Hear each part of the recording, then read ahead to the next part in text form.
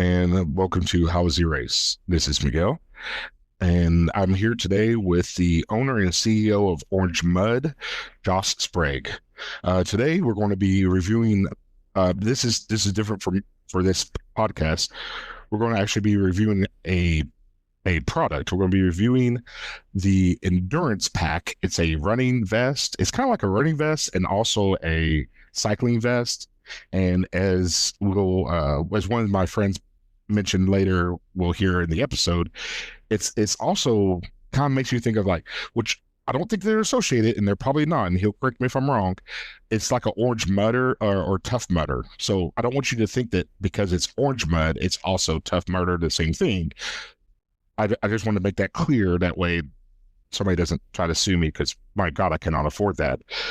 But so while we review the product, we're going to be going over the Bourbon Barrel Teddy Bear Kisses with cacao and orange zest from Upland Brewing Company out of Bloomington, Indiana. This is 11%, 80 IBU Russian Imperial Stout. Very flavorful, very delicious. It's a release typically in December if you all want to find that. I believe you had to go to the breweries to get that. There's an Upland in Columbus, I believe. Of course, the mother location is in Bloomington, Indiana, and there's several locations around Indianapolis. Fountain Square area has one. Up north in Carmel, there's another. We're going to give that 4 out of 5 medals today, and we're going to sit back, enjoy, and discuss the Orange Mud vest, the Orange Mud Endurance 4.0. I don't even want to call it a running. So Josh, would you call this a running vest, a cycling vest? Yes. Yeah, it's both. I ran up to 100 miles with it in races. I biked up to 720 miles with it in races.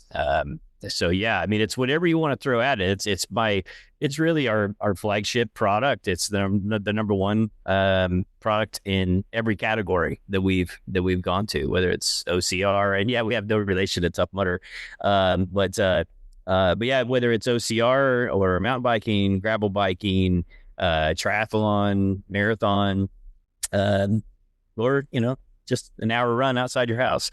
Yeah, it's super versatile. It's one of the parts of there. It's really the reason why it's my favorite vest, is because it's so versatile, and it carries 2 liters, which is kind of a sweet spot in hydration quantity for most any race you throw at it. I know I put the 2-liter one.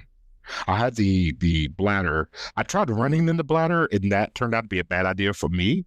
Yes, it seemed like it shifted, which, to be fair, all the other vests I've ever ran in, I never used a bladder. I only used a bladder when cycling. So it's not like your vest was bad because I tried running it and it didn't work out. No, I don't know why I even tried. Well, I tried that because why not? Yeah. Oh, that's 100% what it's designed for, though. If it's shifting, it just need to be tightened more on the sides. Okay. Our packs that's the whole flagship of my entire pack line is stability. It's the whole reason why I started Orange Mud 14 years ago, is that I hated that packs shift. I hated the fluid shifting specifically. But it's where it's so important with a pack to wear them properly, and adjusting the side straps is what really sets that tension to where it's nice and snug, and you're not going to feel that water moving. But yeah, it is. There is another side, as you mentioned, if you're not used to doing that.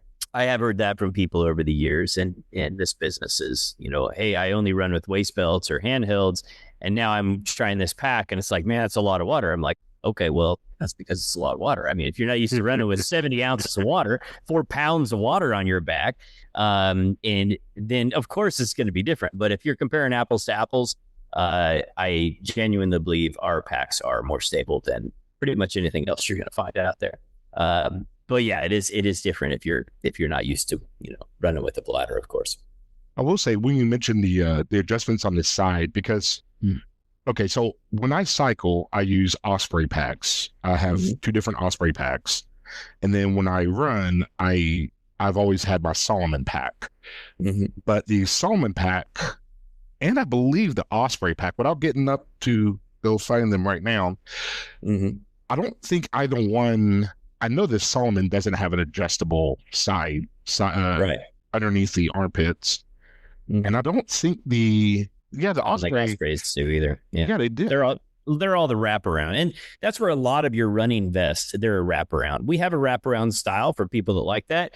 I was very apprehensive to make that version for so many years, but sometimes it doesn't matter what I want, it matters what people want. So in that case, I finally built what we have called the RFP. It stands for Relentless Forward Progress, and it's the more wraparound style vest. So there you're only limited to the front chest straps for adjustment. Um, one of the things that, and I love that vest, it is awesome. But that being said, one of the things I like about our endurance pack and some of our other packs in that same category is that we don't have that extra fabric here on the side of your body, which it traps heat. I mean, it just there's just a you just can't get it away from it. You're putting an extra couple layers of fabric on an area of your body that responds to fabric, meaning it senses that as an extra heat source. And so with the endurance pack, I didn't do that on purpose, but it also allows it to be more versatile and fit. It's why most brands have to have 2, 3, 4, 5 sizes because they're the wraparound style. Where with ours, you don't have to do that. It's one size up to a 44-inch chest, and it works great. You can fit your 7-year-old just as well as you can fit whatever size body type you are, as long as you don't have a 44-inch chest or more. So, but yeah, that's where it's a very different pack in that regards, and hence why it's been versatile for run and bike. Because even your wraparound vests, they like for me, even my medium large wraparound vest works great for me for run and bike. But if you're a runner, you can go up to a 44 or 43-inch chest with it. But if you're a cyclist, you're going to be limited to about a 41-inch chest in that pack. Just because of that change in body position, you lose some adjustability. Where again, with the endurance pack, you don't run into that. It's just more versatile, easy because of the 4 different places of adjustment. But yeah, making packs fit a bunch of body frames is a lot of fun. A lot of challenge. I will say that for some people, I could say that you were between sizes, or that you're um, okay. Most people, their goal is to lose weight. And my goal is to lose weight. However, I lost 6 pounds and I paused for like 4 months. Yeah. So, but for the people who are more adamant and more working towards that goal of losing weight, Yeah. if you're already like between sizes, so like most vests tend to be like small, medium, and medium large, or small, medium, large, extra large. Yep. If you're between sizes, now you're like, well, do I want to buy this or buy that? Yep. I will say that because there was four or five of us wore this one vest, and the sizes of us ranged from I'm 290 at 5'9". I wear a 2X, and my friend Shad, he's 6 foot, I think, 5'10", and he's a small, maybe a medium. And both of us wore the same vest, and then Majel, she's a small, and she's like 5'4" or something. We were able to just adjust the straps and all wear the same vest. So that was because being honest, finances are a factor for most people, because we don't have nobody has infinite money really to speak of. Yeah, except for Elon Musk, and it's not infinite, but it's basically infinite. Basically. I mean, basically. So, and that's the one thing I did like about your vest. And also speaking, I want to put this down just in case people don't listen to the reviews later that I had with the individual interviews. Majel, and this is one thing I thought about this as far as injury standpoint. The vest on the upper strap has that whistle built into it. Yep. And I thought about it as like a bear whistle or a rescue whistle.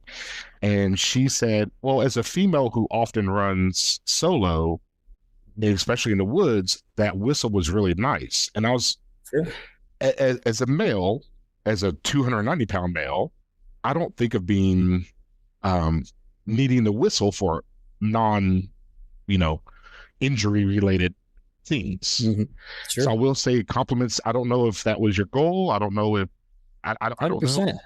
Yeah, I'll tell you the reason why I put it on there. I had one of our ambassadors. This was maybe year one and a half. I don't know, a long time ago. She was hiking up in San Jacinto with some friends, and she went off the side of the trail to San Jacinto is a big mountain in Southern California, or it's big-ish. And she went off the side of the trail to pee, and there was a real heavy fog on, and then she went back to get on the trail and couldn't find it. Ended up spending, I think it was 2 or 3 days. It's been 12, 13 years ago now, but she spent 2 or 3 days up there before they found her in shorts and sports bra. I was lucky that it was warm, and and when she survived, everything was fine. But that being said, when she told me the story afterwards, she's like, "Man, I love your pack, but I really wish you had a whistle on it." I was like you can count on that, because the wind was blowing in her face, and the trail apparently was the other way, and so she couldn't hear, or vice versa. And so the wind was carrying her friends' yells and maybe her away from her, and so no one could hear her. But she had a whistle. There was a much higher probability that somebody would find it. But even for you, let's say you're running down a path in whatever, in your local neighborhood or wherever you're traveling, and you roll your ankle and fall off the trail, and you land in a creek bed, and you can see everybody running past you, but maybe you couldn't talk for some reason. There's a good chance you could blow that whistle. Like a buddy of mine in high school crashed his truck, and he laid upside down in his truck for 3 days and counting the cars going past him, until somebody on a walk just happened to see the dirt tracks in the road going off, and he was right off the trail. But if you had of course, you're not going to carry something like this probably in your truck, but it's something in my head I've always thought about. You don't know the circumstances that will come up in an event. I mean, life changes so fast. There's just so many unpredictable things that can happen, and even if it only helps 1%, if it helped the 1%, perfect. I don't want anybody to ever be like, dang, I wish I had a whistle in my pack, because it cost me an extra, like, I don't know, 40 cents to add it to the pack. And so to me, it's just a no brainer, and is something that to me, every pack really should have. Now there was one thing, and at first I had a bigger issue with it until I looked at all my packs and realized that almost all of them all have this issue, is that there was very little okay, I had the orange vest. There's a burnt orange and a black, I believe. Mm-hmm. I had the burnt orange vest, and there was no like reflective piping, no reflective elements. Yeah. But when I looked at all my other packs, only one other pack had any reflectiveness, and it was probably 5 square millimeters of reflective substance. Yeah. Yeah, and that is something. I think the endurance pack has 2 strips in the back of I forget which feature it is. I think I just sewed some tape in the back. But in most, we just have a couple little points. It's 3M though, reflective, and it does light up really powerfully. But you're right. It's I tell you, the reason why a lot of people don't put reflective on packs is because people wash packs a lot, and it will make that reflective. The reflective is the part that will break down. And it's something that as a designer is always a struggle, because you want to have something. To me, I want to have something. I have like this BMW, Honda, Toyota, whatever you want to call it, approach, where I like to have things that are going to just be consistent and last for really. I don't design anything for there's nothing in our product line that we design for failure. A lot of brands design for failure. They design it to be super light. So, it's the only thing they care about. It's probably going to rip in a year. That's not what we do. Everything I do, I build it to where it'll look still brand new 5 years from now. And that's the compliment I want to hear. I don't want you to come buy another pack unless you just want another pack. But it is the problem with reflective, is it is the piece that will break down. And it's a never ending struggle with, all right, well, we could put in some reflective piping, but it may make it look cheap. And then you get beat up for that, or, the reflective adds mass. And so, it's always, so we battle. Yeah, it's a losing battle, but we do have little pieces of reflective, and I believe every pack. I don't think there's any that I'm missing. Um, Something, but it's not a ton. But again, you don't need much to light it up well. I will say, when you speak of longevity of product, um, so okay, to be honest with everybody in listener land, Mm. Josh did send me a pack to try out for this review. However, when I looked at their product, the orange mud, I had the orange mud towel, and I bought the towel back in like 16, 17. Mm-hmm. And this orange mud towel, it's a towel, it's like a beach towel. And you can wrap it around you, and there's like a not like a Velcro hook and loop, but a literal hook with like a series of places, like almost like a belt, and you can hook and loop it, and then you can put it around your waist or put it around your chest and change your clothes so that you can go get burgers with your friends after a run or a ride, or you can just drive home from wherever you was running or riding. And because sometimes I drive 2 hours to go to mountain biking, you don't want to wear especially wet chamois for 2 hours. Yes, disgusting. Yeah, and so I bought that, and then also you can zip it. You can zip part of it, and then creates like this little hood thing. You can put it over your headrest, and then you can sit in your car and not get your seat back all sweaty. Mm-hmm. And I bought that in, like I said, 16, 17, 15, probably not 15, 16, 17. And the only problem I've had with that, the only problem is that after 10 years, it has started fading a little bit. Just All right. after washing and washing and washing and washing and washing. Sure. But yep. Well, and for buying one that long ago, that was back when they were made in cotton. We switched them to polyester. It's called the transition wrap. We switched it to polyester back probably around 18 or 19, if I remember right, maybe 2020. And God, I think it was 2020. And so those will never fade. So it was just, but it's the only downside. It was funny because with cotton, people would be like, well, we'll get a run in the towel because you can snag it on something. And with poly, you don't really have that. But yet cotton, it dries off. You can use it as like a shower tool easier. But yet it's not necessarily designed for that. It's more of like you can dry off in a pinch, somewhere, was the thought, but hopefully you have a towel if you need to shower somewhere. But that's where polyester doesn't work as well as a bath towel, but yet cotton does.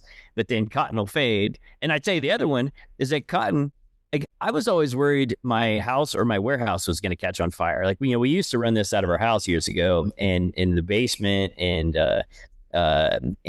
man, the amount of cotton lint that I generated was insane. And I seriously was always nervous. Like every Friday, I'm like, man, we got to clean up. We had a 1,800 square foot basement. We ran it in Colorado when our business was in Colorado.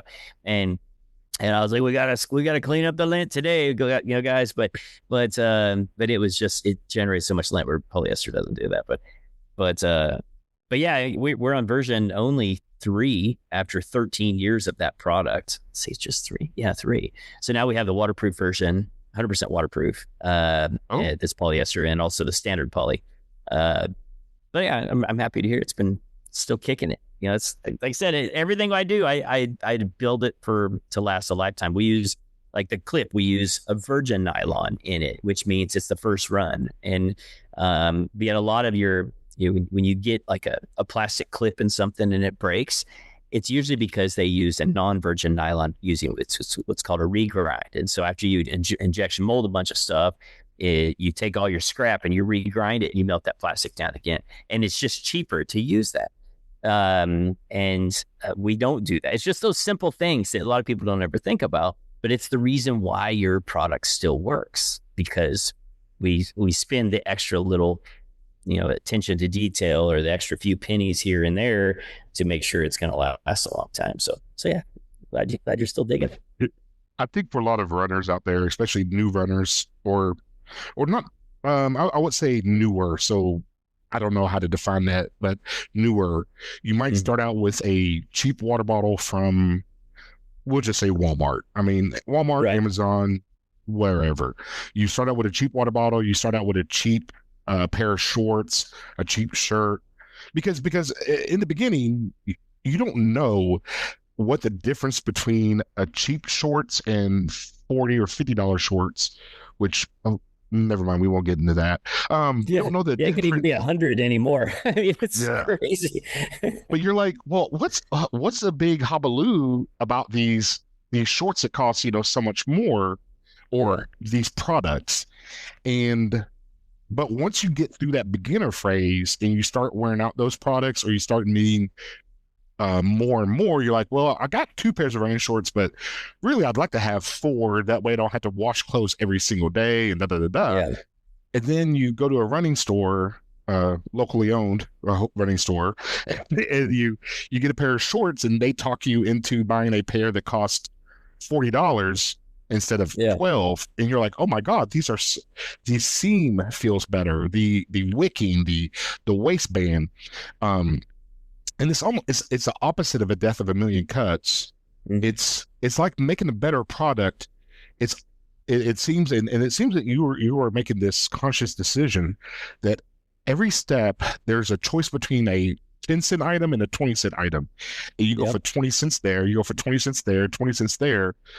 But and also, this wasn't originally my aim of this whole by the way, the tagline of the show is tangents. That's all right.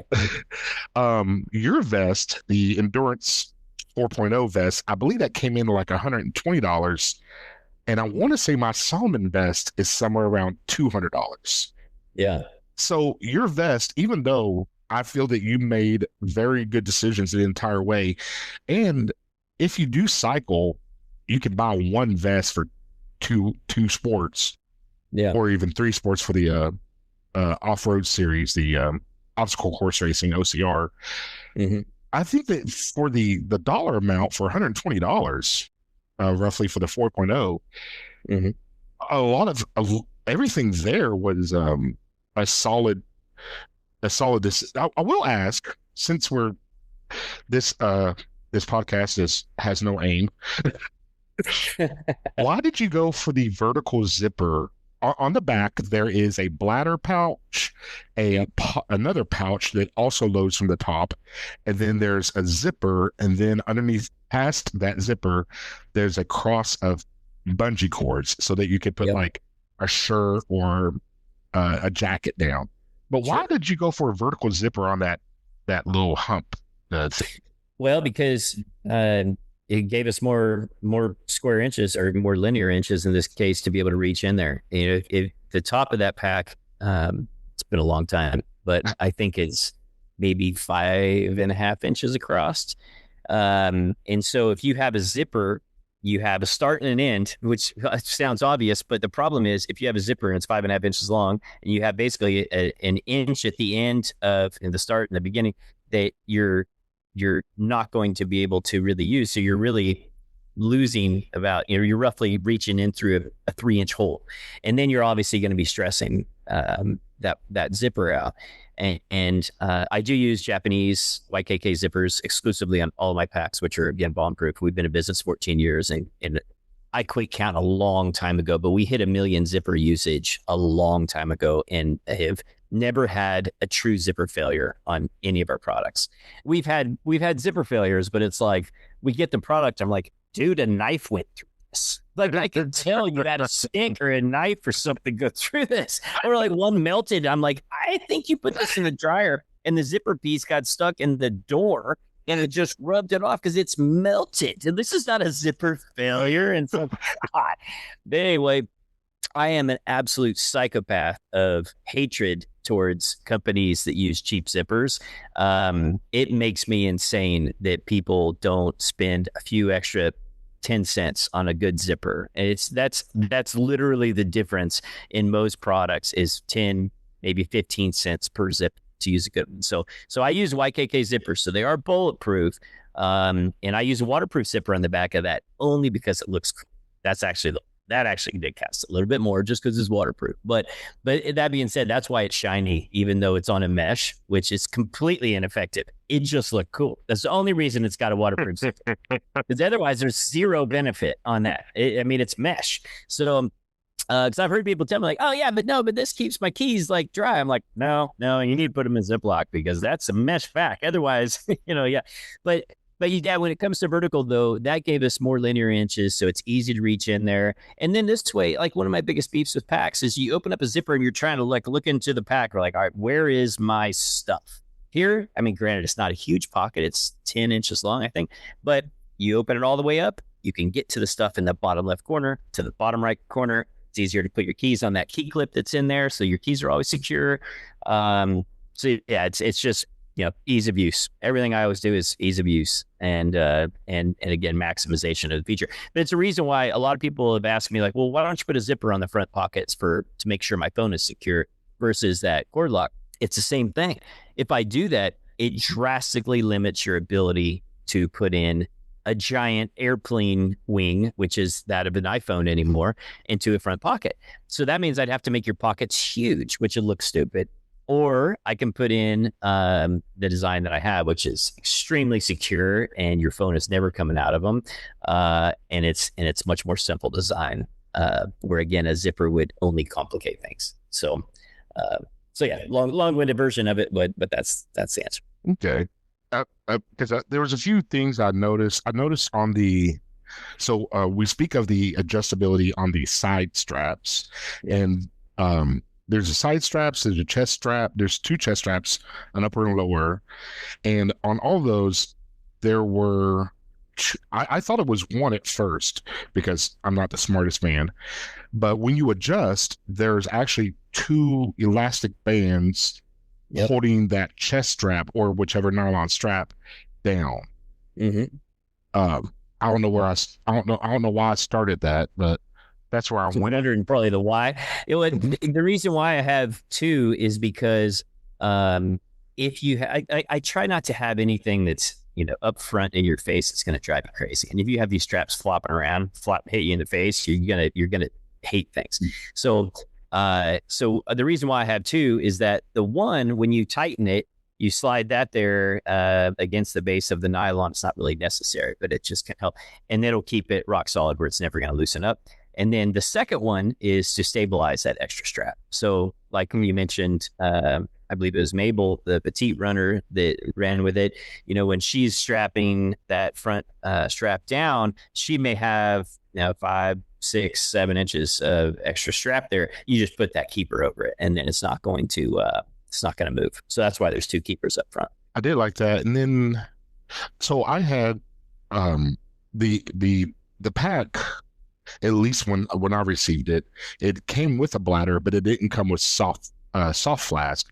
However, I already have soft flask, and mine were, I believe, 600 milliliter soft flask, and it stuck out just a tiny bit. But then again, it wasn't you can't you don't know, and you can't account for everybody's using their own product.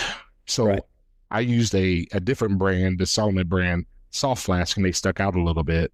Mm-hmm. So there's a pocket there on the straps, the shoulder straps. There's a pocket there, and then in front of that pocket, there's another pocket. Mm-hmm. And when I was cycling, I was able to put my cell phone. I have a Pixel 7 XL, mm-hmm. and I was able to put that in there, and I had my volume turned down pretty far because I just need a little bit of background music so I don't hear myself cussing and dying of breath. Sure. And nobody wants to hear that. Yeah. Mm-hmm. But so my phone was able to fit in there, but then also with the pockets in front of the soft flask, I was able to put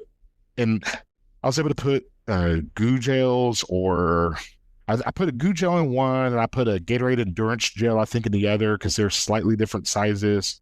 And then you could even fit a SIS, Science and Sport. Their packs are a little bit larger. I really like them, though, because they're really soft and malleable. The SIS packs, they're gels. Mm-hmm.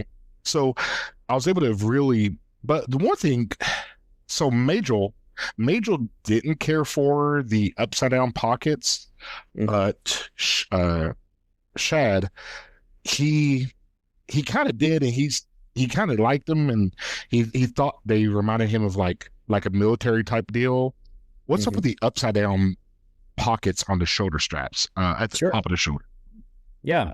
Well, so on the upside down pockets, which I've heard that they called that way a long time. I mean, they're technically, I'd say right side up, because I guess if they're upside down, the Velcroed up, open the opposite way. But it is a common thing for people to say that, and because they're like, yeah, but these are upside down. I'm like, when you wear it, it's on your shoulder, so I mean, it's a flat spot, right? So yeah, so when I launched the Hydro Quiver single barrel or bottle base pack, when I first launched it back in 2012.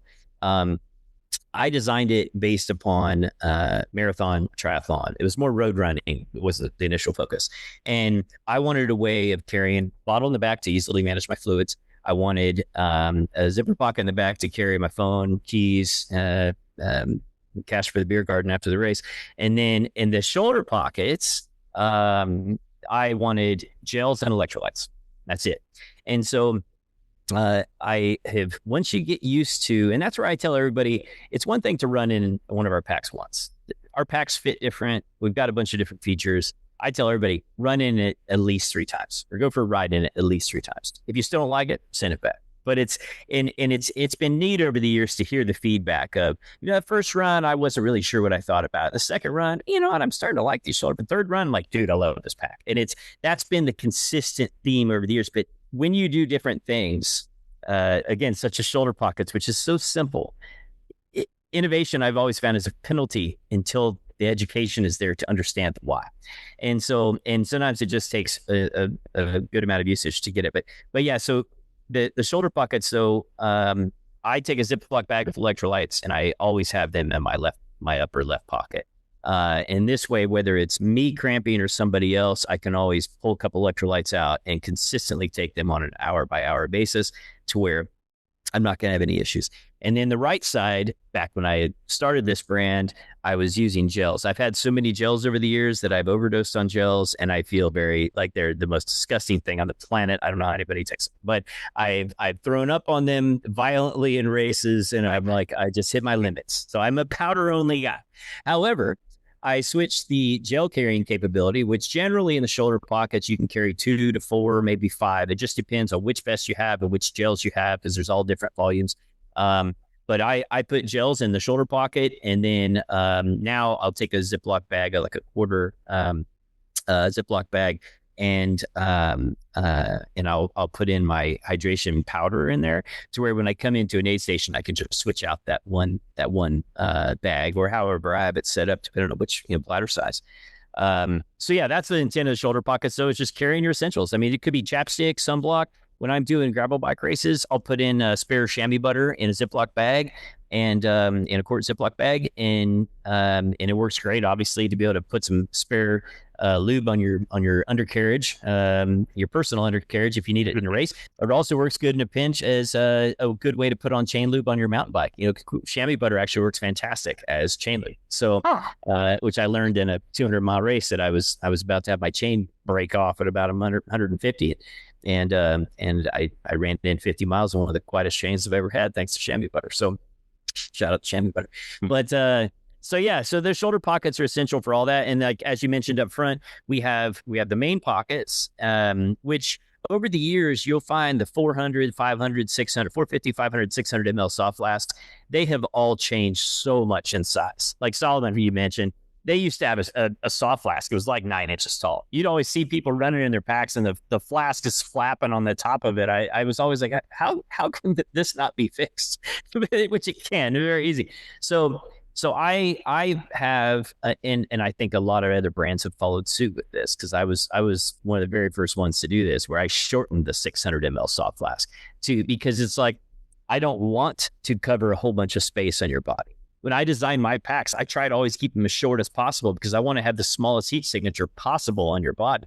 So I made a custom 500 ml soft flask, and I still do. And I made a custom 600 ml soft flask, and I still do, that run shorter, just so you don't have them sticking out. That's the whole intent, which again, a lot of other brands have followed suit with this. But that being said, due to the size of iPhones increasing over the years and Droids, I have had to. I always tell people I'm kind of a backpack designer, but I'm also kind of electronics designer because I have to build backpacks around electronics. Otherwise, I fail. So with the increase in size of airplane wing size phones, now these pockets have gotten taller anyway, and therefore most of your 500 and 600 mLs of the past will still fit in the packs properly. The 450s, they almost always won't. They're usually like an inch and a half too tall. Like I said, they were made super long just because a lot of those, old solvent packs and others, they would go down almost to your belly button. So they had these giant pockets up front. But that also makes it harder to reach in there. So I never wanted to go that route. I always wanted to keep it shorter to where you just reach in there and get your stuff. Otherwise, you have stuff lost in your pack. You got to take it off, shake it, to get your stuff out. So, and then but that outer pocket, like you mentioned, two tips on that is that we call them trash pockets. So you can put in trash after as you're eating, you put your gel trash in there or whatever it may be. It works great for a phone. I put my phone there. I always put the screen facing my body, especially mountain biking. I flew off my motorcycle up here last weekend at 55 miles per hour. I was actually wearing my adventure pack, which is the bigger version of the endurance pack, on a 250 mile motorcycle day on dirt. And I flew off my motorcycle at 55 and barrel rolled 6 times on the ground before coming to a stop. And I didn't even break my phone, which is a freaking miracle, let alone my body. I mean, I'm cut up and bruised in many areas, but I do what I always try to practice is I have my phone screen facing my body, and I had it in that outer pocket because I had nutrition and whatnot up front. And I didn't even scratch my phone case, which is pretty freaking awesome. And I barely even scratched the back. I had 2 little tears in the back mesh from probably when I first hit the ground, which is what ripped my skin open. But anyway, I always put your phone screen facing your body in any pack you're wearing. Put your phone screen facing your body, and that way, if you trip and fall, you don't hit your screen first. And in my case, my phone was trying to call 911 because of the violent impact with the ground.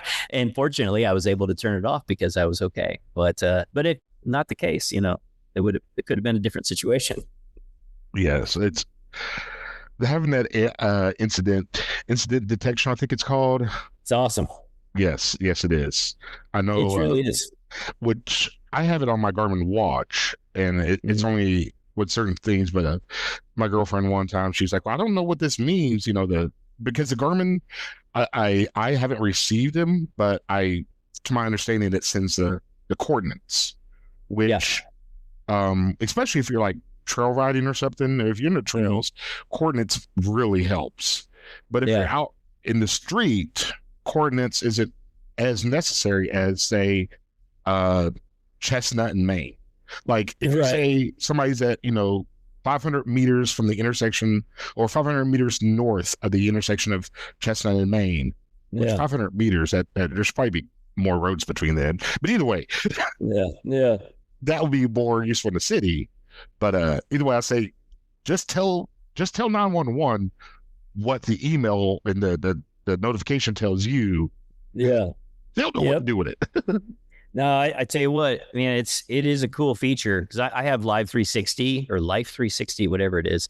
We have it mostly because my kids, to track them when they're going out riding on their e-bikes, whatever. And my son called me while I was laying on the ground. He's like, "Dad, are you okay? I just got an alert. You crashed." And I was like, yeah, I think I'm okay. I could stand.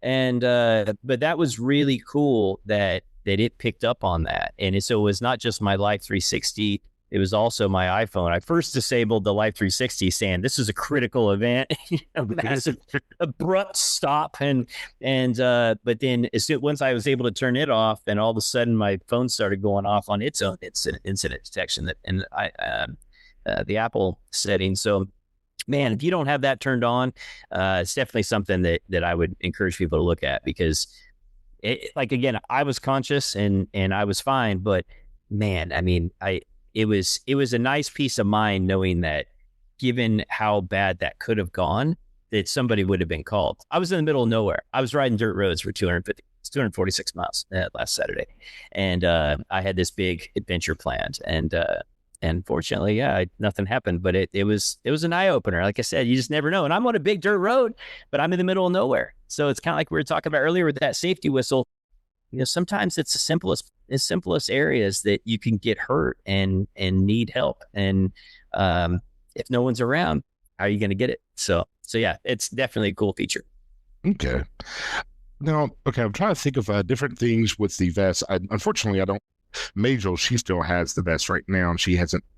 We haven't coordinated. Just life happens. Sure. Um, we've it's gotten a few uses out of it. I would Yeah. say that for sure.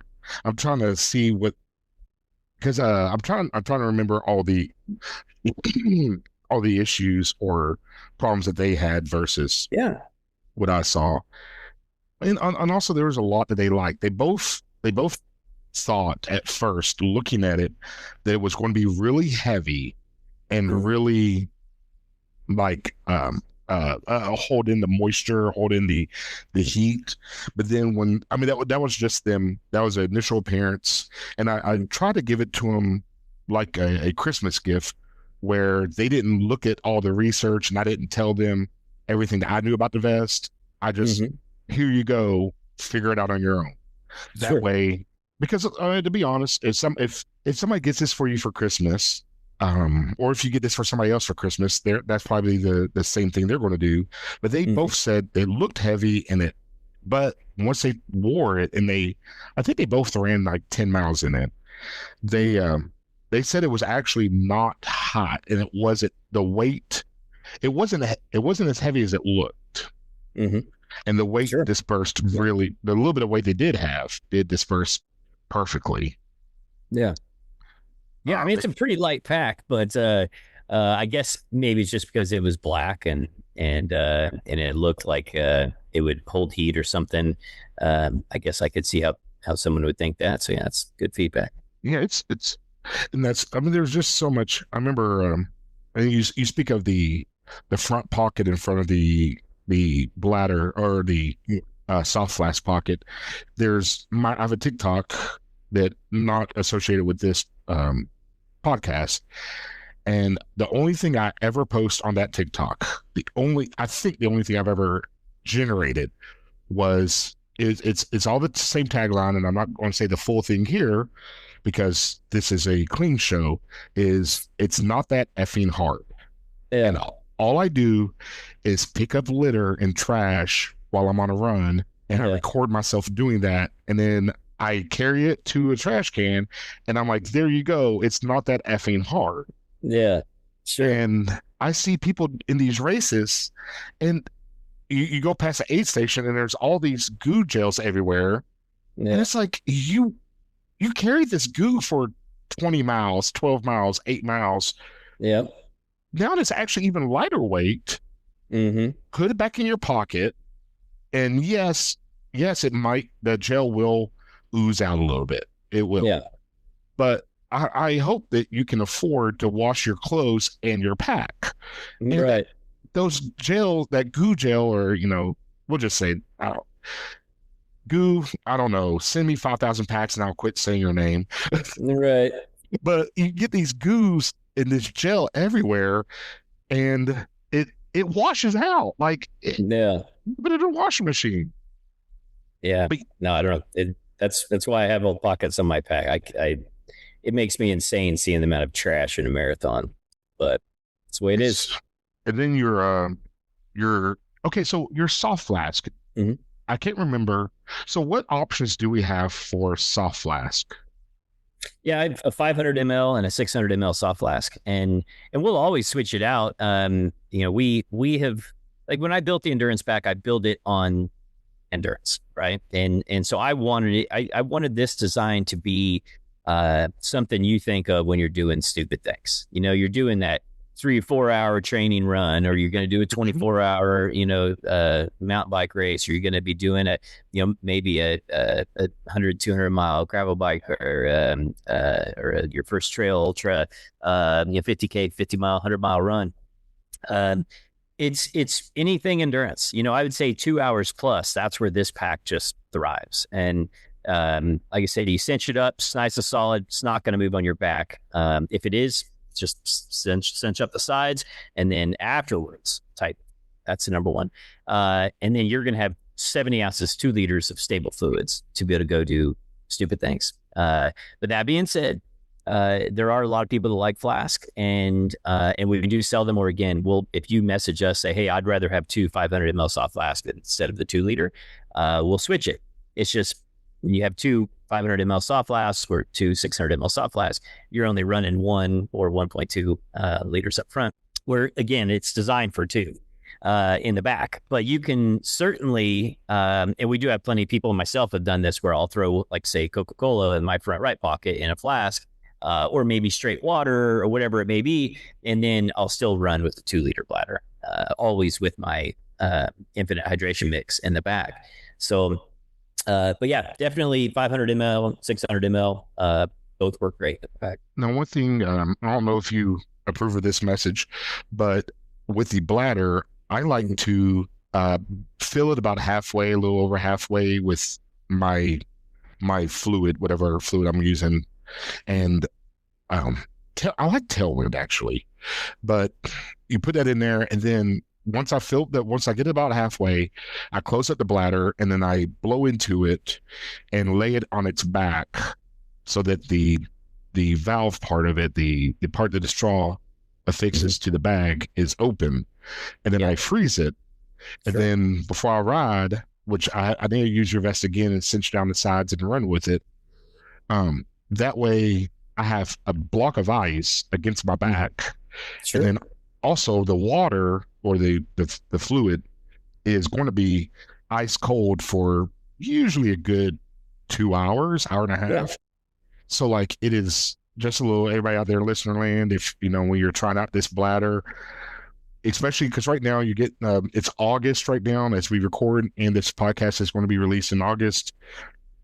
You're training for those long runs. If you're in the Midwest, I know right now, and I believe today's high is supposed to be 85, 87.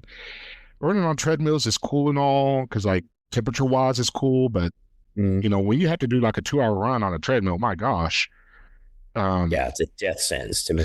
Yeah. Death sentence. Can't do it. Take that hydration pack and stick your phone in one pocket and stick your gels in another pocket, or up there on your shoulders that are not upside down. And then put that ice pack on your back, and you can get in, 2 liters of water, or fluids, I should say. I use the 2 interchangeably. Sure.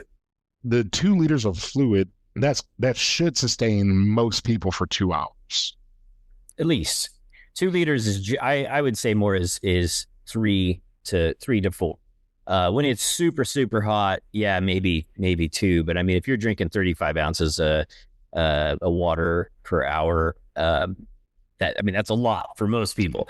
So yeah, generally 2 liters, 70 ounces is, most people are going to drink between 20 and 4, maybe 27 ounces per hour, in a high heat situation, and especially through endurance racing. So generally, I'd call it a 2 liter, a 3 to 4 hour range. 4 if it's cool, or maybe you're just not doing the best job hydrating. But 3 is probably that real sweet spot with what, if you've gone over 3 hours and you haven't drank that 2 liters, you probably should be drinking more. But yeah. And then also, I know with Majel, because Majel has done backyard ultras. Yeah, cool. And for those unfamiliar, that's like a 4-mile loop or a 3-mile loop. And you see this in backyard ultras or in 12-hour events, 6, 12, 24-hour events or longer. Oddly enough, there actually is like a 5-day or 7-day event.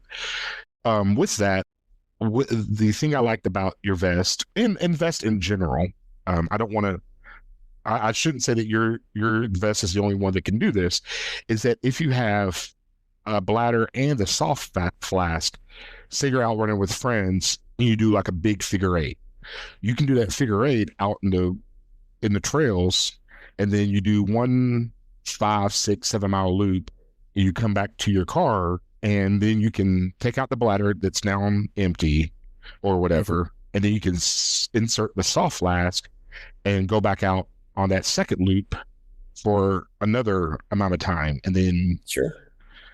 I think a lot of people, because some people hear them called ultra vest, because a lot of us call them ultra vest, Mm. and it's not just for ultra runners. It's for people who are going to be out there who need the clothing and or the hydration and nutrition for 1 to 3 to 4 plus hours. Yep. Yeah, so I call it more endurance vest. I mean, that's whether it's ours or somebody else's. I mean, ultimately, a lot of us are endurance athletes, and however you want to define that, it is maybe it's to me quite simple. Is that if you're out there for an hour and a half or more, and that hour and a half to basically infinity, you're an endurance athlete. If you only run 20 or 30 minutes, hey, that's great, but you probably don't need a vest. And unless you just want to carry your phone or something, which I've done. I've gone on tons of runs where I put on my vest only to carry my phone, and just because I'm going to record it on Strava, and I'm probably going to listen to a book or music while I run. But that being said, it's for most of us are doing hour and a half or more. To me, that's where you cross into an endurance athlete, and that's where you just need more fluids, and it's just better for you to have some hydration and train with what you're going to race with too. So, and that's where I make all of our packs, light, breathable, and breathable is always key. We don't use any foam or anything. I know you actually mentioned that earlier, but I guess we didn't really circle back on that piece. Is when it comes to breathability, our packs are crazy breathable. I mean, it's all mesh, and there's very little nylon I ever put in the pack unless it has a purpose and that is critical in stability. But I want that heat to get released from your body, and so that's where I don't put any foam in. The only areas in my upside down pockets, there is a slight layer of foam there, only because I found people with broken collarbones back in the day were like, well, I can feel my phone when I have it in the upside down pocket. I'm like, oh, okay, I'll put in a slight little piece of foam there. Now, of course, phones have gotten too big. When I designed this, it was around iPhone 4, if I remember right, where phones used to be tiny. And then, so now initially that was what I was putting up here is my phone in that short pocket, which worked awesome. It was an iPhone 4 because I would turn on a podcast or book or audio music and just have it on really light volume. And since it's right by your ear, like on volume 1, it worked awesome to be able to hear whatever it is you want to listen to. And no one was I know there's always people get all, fussy about this, but no one was going to hear me come blasting down the trail with it. It was just enough sound that you'd hear it right here. But again, that's all changed over the years now with, giant phones. So now it has to go check. Or put it in the back. If you really want to have a great experience running, as simple as it sounds, put your phone in the back of the backpack and or leave it at home and see how you'll have a totally different run. It's so simple, but you will have a different experience. Otherwise, you'll be like, well, I got to check that text, or I got to check that email, I got to check that whatever. But if you put it in the back of your backpack when you go for a run, it's as stupid as that sounds, it is kind of liberating to do that. And you'll finish and you're like, that was an entirely uninterrupted run. I didn't think of anything else, otherwise like we are tethered to these things. So, yeah. I put my, because I wear arm sleeves in the summertime sometimes to help protect myself from skin cancer, and mainly skin cancer for me because I don't burn that easily. And one day I was just having an off day, and I just could not get my legs to turn over. And I kept looking at my pace, and I just kept feeling bad about my pace. And finally, I just took my arm sleeve, and I put it over my watch. Yeah. And I covered my watch. And after that, the run went I was going the same speed, but it felt so much better to not glance down every 15 seconds and be like, man, I wish I could run faster. I wish I was faster. Why am I not on my normal pace today? No, I put that over that, and I just, blanked it. Sure. So, okay. Now, I didn't try the other vest. I assume the other vests have just as much attention to detail, because you spoke of the quiver, and I believe there's one that has one and then one that has 2 water bottles on the back. Yep. Okay, and those are like a hard the holder or the quiver, Mhm. it's not soft, it's more rigid, Yeah. correct? Yeah, when I designed it, I used some plastic from a milk jug, a 1 gallon milk jug, to shape that design in my prototype, and it was just polyethylene, high density polyethylene, and we when I went to the factory, I'm like, I need the same plastic as a milk jug, so let's make sure we get the same one because that was really important with the fit. So yeah, it holds its shape 100%. It's a tapered conical uh, uh, pocket. And so, yeah, you just put it right back behind your back. And, you'll see it a lot at marathons where people use them in marathons and triathlons, especially the bottle based packs they're hard to beat because you don't need much. They're a teeny footprint. It's barely as big as the water bottle. And actually, I think the pack itself is just as tall as the water bottle and 24 ounce water bottle. And one of the nice parts of that is when you come into aid, you don't have to stop at all the aid stations. But then when you do need to get fluid at an aid station, you just pull the water bottle out, you come in, put water in it, and you go. You're not wasting any paper cups. You can run your nutrition strategy, which to me is really important in a half marathon, triathlon, whatever, where you can run your hydration mix that you're used to running. You don't spend all this time training for a marathon only to go drink Gatorade on course or whatever it is that they give you, not unless you want to get sick, and potentially have GI distress. So to me, it's the whole reason why I built it. It's easier to manage fluid levels. It's easier, every 15 minutes when you check your watch to look at the bottle and say it's a quarter down. One water bottle, 24 ounces, should get you an hour. And so if you're 15 minutes or 30 minutes in and you're still 7/8 full, well, you're not doing a very good job. Let's catch up. And then you hit 45 minutes. If you're, a quarter of a bottle left, hey, you're doing a good job. And okay, I know I'm going to stop and drink at hour one. And I see an aid station coming up. I'm going to finish this water off. And that way I go in empty and I top it off and go. So it's where I do love that pack, with the pack series of Hydro Quiver. For anything marathon, anything road running, where you can run your own nutrition strategy, and again you can manage that fluid consumption. It's so much easier than a bladder pack, which you reach back and you squeeze the bladder. You're like, I think there's probably 30 ounces left. You have no idea, and I am nerdy with bladder packs. I call it. We all have our own like drinking rate, suck rate, whatever you want to call it. So when you drink from a bite valve, we all have a given strength that we are applying to the bite valve and when we drink. And so what I tell people, if you want to try to get more granular with how you are consuming from a soft flask or a bite valve, take 10 drinks from a bite valve and spit it into a measuring cup. And then let's say that comes out to 10 ounces and then you divide it by 10 drinks, every time you take a drink, that's 1 ounce. So if you want to drink say 7 ounces every 15 minutes, you need to take a drink 7 times, a pull on the bite valve essentially 7 times. And so you can get more mathematical. So you're not like trying to reach back and squeeze the bladder to figure out how much is left. But that being said, I'm kind of nerdy with that type of stuff just because I believe that proper hydration in a race allows you to have a better race, and you're probably not going to cramp. You're not going to have the GI distress, and you get all of your muscles firing the way they're intended for whatever distance you want to accomplish. But again, water bottle, super easy and simple to maintain. Okay. So, okay, we got those two out of the way. We got the we talked about the packs, and we talked about the pack that I was able to test, and I was able to test the quiver pack. Is that what it's called, or what is that called? Yeah, Hydro Quiver, Hydration Quiver, Hydro Quiver. That's where it came about. I wasn't able to test those. However, with the attention to detail on the endurance pack, I am positive that the attention to detail crossed over to the other packs. Everything. So, I spoke of the positives, and everybody listening in, once again, when he reached out to me, I said one of my main things was that I needed to be able to say the good and the bad, because if I can't talk trash, it ain't better. It's got to be there.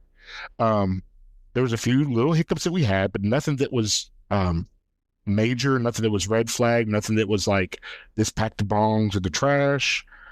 Sure. There's also, we need like the problem I have with the bladder bouncing. And I think I mentioned that in Shad's interview. I don't know if I mentioned that in Majel's interview.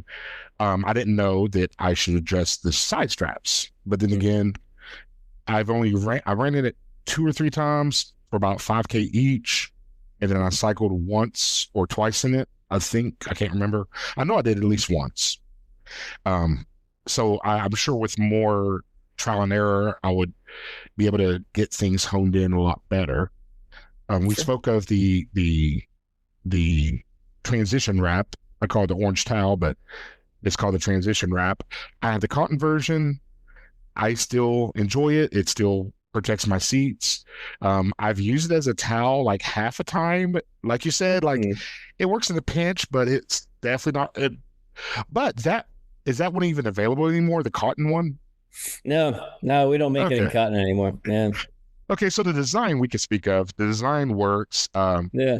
I've been able to change in parking lots with it, and it feels different because you're covered, so you're legal, but you feel like you're not covered, Yeah. but you are. So you're legal, you're protected, you're not. People can't see you. Yeah. You know, you're good to go, and it's with that hook and loop closure.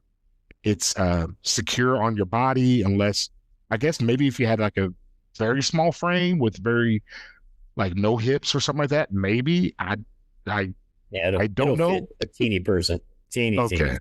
I remember having my kids at the beach and when they were like 4. And I don't know what size of hips that my son had when I didn't change with it, but it was not long after I had to release that. And I was like, wow, this thing will fit anybody. So yeah, it goes to a 60-inch waist and it goes down to, I don't know, something extremely small. I've never not had it fit somebody. Let's put it that way. And then also, if any race directors are listening to this, is a seven?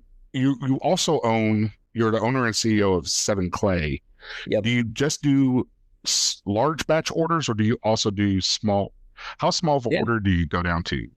Just I one. mean, we do one piece orders, yeah, but yeah, custom caps, tees, everything. Yeah, we've got a full. If there's something branded, we do almost everything at our shop here in Round Rock, Austin, Texas, and yeah, it's a fun thing. But yeah, we'll run one piece things, but we do a lot of like 12, 25, 50, 100, that type of volume. Of pieces. So yeah, it's good for race directors, good for business owners and brands and whatnot. So if you've gone to a lot of races like you've had, you probably worn a lot of stuff that we've made.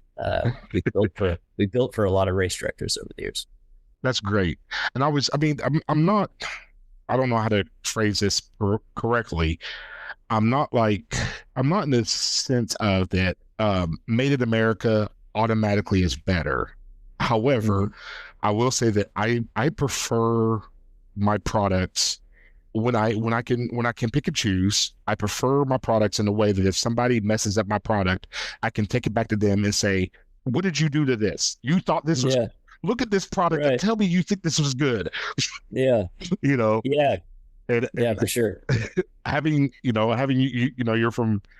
you're from the United States. You're based in the United States. I assume you're Yeah. from the United States. I don't know where you're born. I Yeah. never asked. Yeah, I was born in Kansas, but yeah, Okay. I mean, when it comes to Made in America, I mean, there's a lot of different angles of that, but that are great. But we do the extreme majority at our shop. There are things that we go overseas for, like PVC patches and woven patches. We go overseas. I've never outsourced embroidered anything, so we make all of our embroidered patches at our shop and Okay. all our embroidered stuff, and a lot of screen printed stuff. But yet I believe in using the right tool for the job, and if we can do it at our shop in a economical way, then I want to do that because I can guarantee the quality is going to be there, and that's to me, it's no different with Orange Mud. It's we're the same. I have a relentless focus on quality is always number one. There's no exception because ultimately my name's tied to it. I don't want anybody to ever associate anything that I do with low quality. It's not in my DNA. I believe always doing things the right way. And so with whether it's Seven Clay or Orange Mud, or I guess on the Seven Clay side in this case, whatever we do send out, it's only because it's a process that probably isn't here.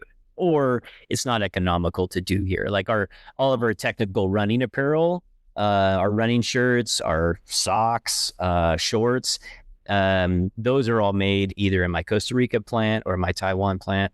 And it's just, you go to where the knowledge is. Like my packs, I build them at my shop to make them perfect as a prototype. I design it in Illustrator. I laser cut them. I sew them. We have full cut and sew at my shop. So we sew and build it perfect. Then I spell out all the critical to features, critical to function, and I spell in anywhere I could see it failing. And then I spell out what I want to do to have a backup plan in case one seam would break. Do we have a backup? And I even have that in my packs. And then I relay that to my factory in Vietnam, which is where most all my packs are produced. We still have some made in the U.S., but not much. And ultimately, they're better. I mean, when I started it, we made it in the U.S. and sad to say, but the Vietnam factories, their attention to detail far exceeded what we could achieve in the U.S. factories we went to.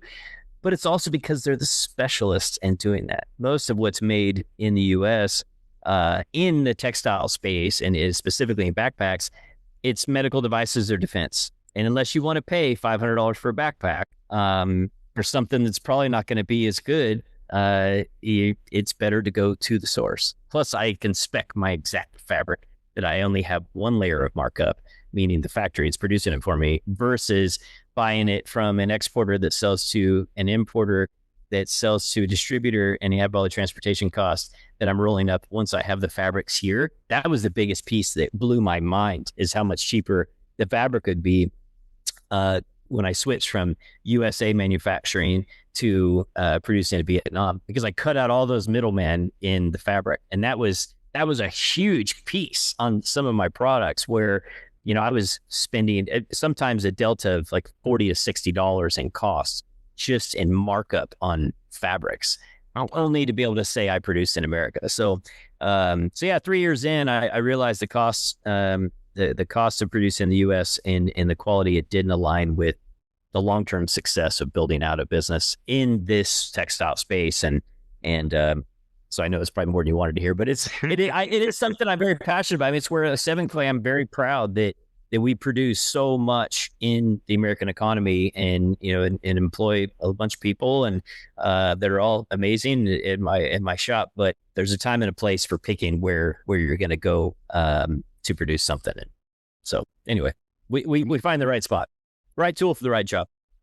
It's so when you start mentioning these things, and it's something that which I didn't look into all this, but I didn't look into the entire production process prior to this interview.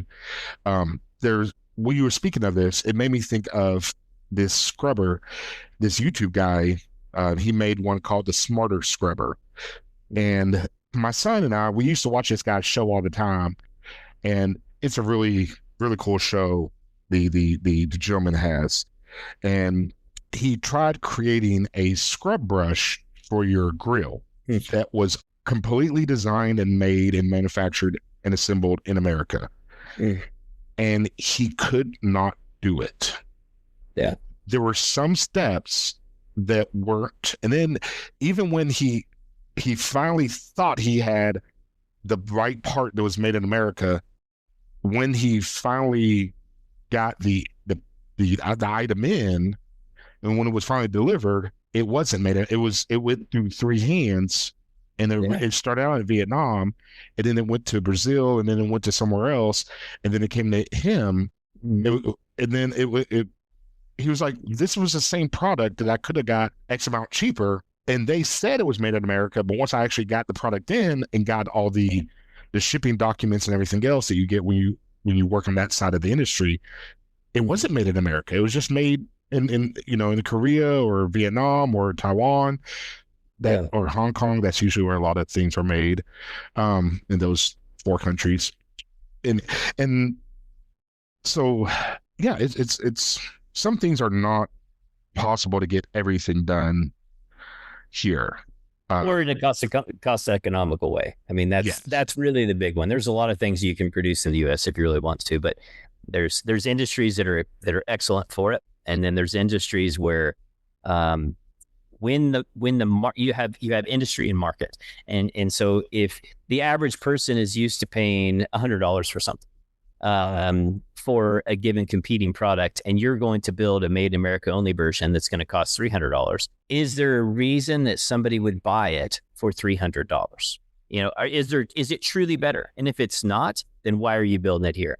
And that's ultimately, I had on my transition rep, I had a giant brand that I was pitching it to in the beginning, and one of the VPs was all in, and he's like, dude, I'm all in. I want to bring this in to all of our locations nationwide. I was like, sweet.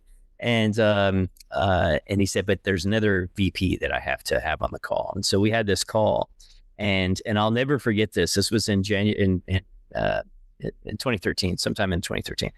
And I, was new to the market, new to retail. And this VP, he told me, he's like, look, Josh, he's like, that product's really cool. But he's like, you got to get the cost down. And I was like, I don't have any more margin to give you. Like, I produced this in the United States, and because I produced that towel in the United States up until 2015, I think. And at this time it was all US. And he's like, you need more margin for us on the retail side. And I was like, I can't do that, but this is American made. And he's like, look, I'll stop you right there. He's like, you're naive and an idiot if you think anyone cares. And I was like, I wanted to be like, you know what? You are a prick. And it did offend me, because I started this business to be made in America. But he set the path where I reluctantly realized he was right. And ultimately no one cared. Very few people cared when my hands was forced to go overseas. I had an 87% cost of goods increase over the first 3 years of business. And every year I was getting hit with these big changes. And I knew it would only keep going, because the main textile markets, from a manufacturer perspective, are either in California or New York. Where are two of the highest, most expensive places to be in the United States? California, okay? And then of those places in California and New York, I still felt a bit shallow in a way, and I don't know this for a fact, but I'm sure a lot of people that worked at the factory were not U.S. citizens anyway. And so am I really this hero that's putting all this money into the American economy when maybe a lot aren't American citizens anyway? And it's not that anyone there wouldn't deserve it. It's more of a matter of me going down and thumping on my Bible saying USA made. I'm like, it's USA made, but yet, is that labor all truly USA workers? I don't know. And so when I went overseas, it broke my heart a little bit. But then once I saw the quality come back and it was better than I was doing in the United States, I was like, all right. And it gave me room to scale and grow internationally. It gave me room to grow and scale on the wholesale front to specialty retail stores, which is our exclusive focus and always has been, running in bike shops across the U.S. It allowed me to do that, which it didn't allow me to do that before. So it was a difference of success and failure, given that the market conditions still really controlled how much I could really charge. Because again, are you going to spend, you'd spend 100, 120, 30, 40, 50 bucks for a backpack, but will you spend 300? Ooh. And the answer is no. Oh, I mean, there's only going to be a handful of people that will, right?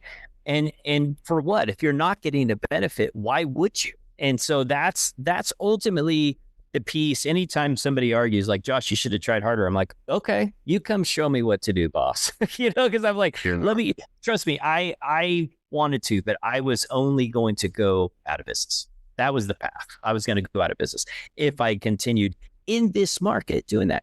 But again, if you're making a medical device or a defense application, sure, build the backpacks in the United States. You're probably going to find where they are specialists. The factories are specialists in those spaces. You're going to pay more, but you probably have the margin to be able to cover it.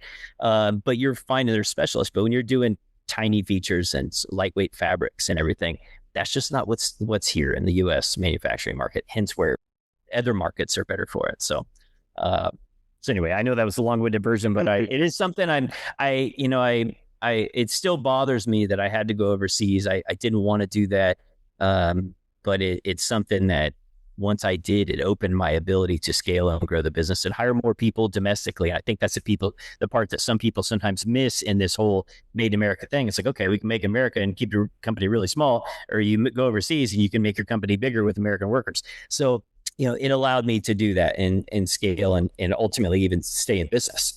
Because again, if I produced all here, I probably wouldn't have survived. Yeah, because like you said, I mean, $200-300 for a backpack. I mean, trust me, I do prefer American made in a lot of areas. However, I drive a Subaru that was built in Lafayette, Indiana.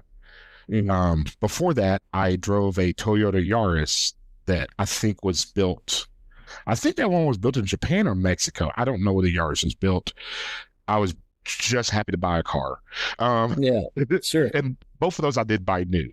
Bought the Yaris in '07, bought the Subaru Outback in 2020. I drive things into the ground. I don't just buy new car in 3 years. Yeah.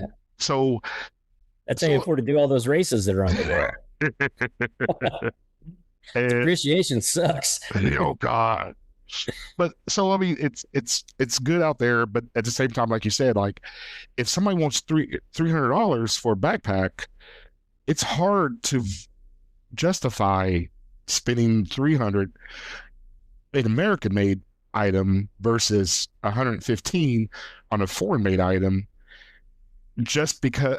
And then on top of that, where are the profits going? Because is that $300 a profit? Is or that $200 difference? How much of that is actually going to the blue collar man? Which I mean, I know right now I'm talking to a CEO of a larger corporation. However, I don't put you in the same category as Elon Musk or any of those guys. I don't think living on a yacht. Yeah, you're not playing $500 rounds of golf. You're not. No. You're not doing those things. So I don't put you. I mean, not to make you feel any less. Hey, there's no harm on my side. So I'd rather you get the profits there. And and one thing I always say on the show, I even said it earlier, go to your local running store, try to support, small business, try to support, local. Solomon, I don't know. I shouldn't naysay them. I shouldn't speak bad about them because I have no research on them. So I have no idea how big or small they are. They're big. Okay. They're really big. I couldn't say it. I couldn't say it. Yeah, they're a lot bigger than me. Let's put it this way. My wife and I that own Orange Mud and Seven Clay, we're one of the very few brands of hydration packs that are family owned. Almost everyone is owned by a giant VC or, some just giant enterprise. But yeah, Solomon is huge. Okay. Camelback at one point was a $700 million business. I don't know if they're that big anymore. $700 million. So yeah. Yeah. We are a long ways from that. Let's put it that way. So yeah. Okay.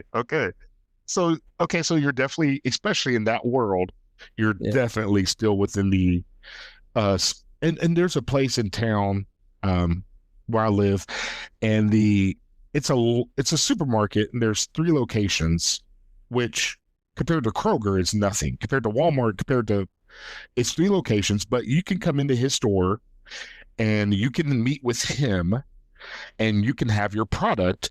And if it's a type of food that he likes, he will try it. And if he's okay with it, and if he's okay with you, he'll let you put it on his shelf. And it's great because you find a lot of small businesses. There's this one chocolate covered graham, like little graham, I don't know, they're called grahams, and it comes from this one chocolatier from, I think, Michigan, and I've never seen them in stock anywhere else. And I know that Dollar Tree sells chocolate covered grahams, and I know that Meyer sells them, but my God, these chocolatiers make the best chocolate covered grahams I've ever had. Yeah. So I think that, especially like somebody like yourself, it's able to go into those small stores and fulfill that. We're going to keep talking. My God, I got to wrap this up. Everybody out there, listener land, I am so not sorry that I'm giving you a really in-depth interview with this gentleman here, Josh. He's CEO, owner, co-owner with his wife of Seven Clay and Orange Mud. This pack costs $115, $120. The I think it's actually 145. No, not the truth. I don't want anybody to feel like, oh, this guy. I think it's 145 or maybe 140. I forget, but it's right in there.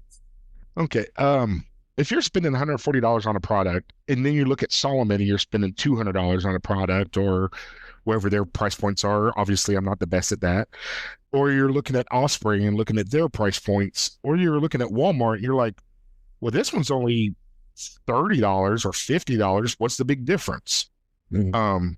This podcast, this whole episode might be a 2 hour episode, maybe 2.5. I don't know. This interview alone is going to be lengthy. However, I don't know how much money you make per hour, but if you're already running or cleaning the house and you listen to this interview, consider that, a half of your wage per hour. So if you make $35 an hour, I don't know. So that's $17.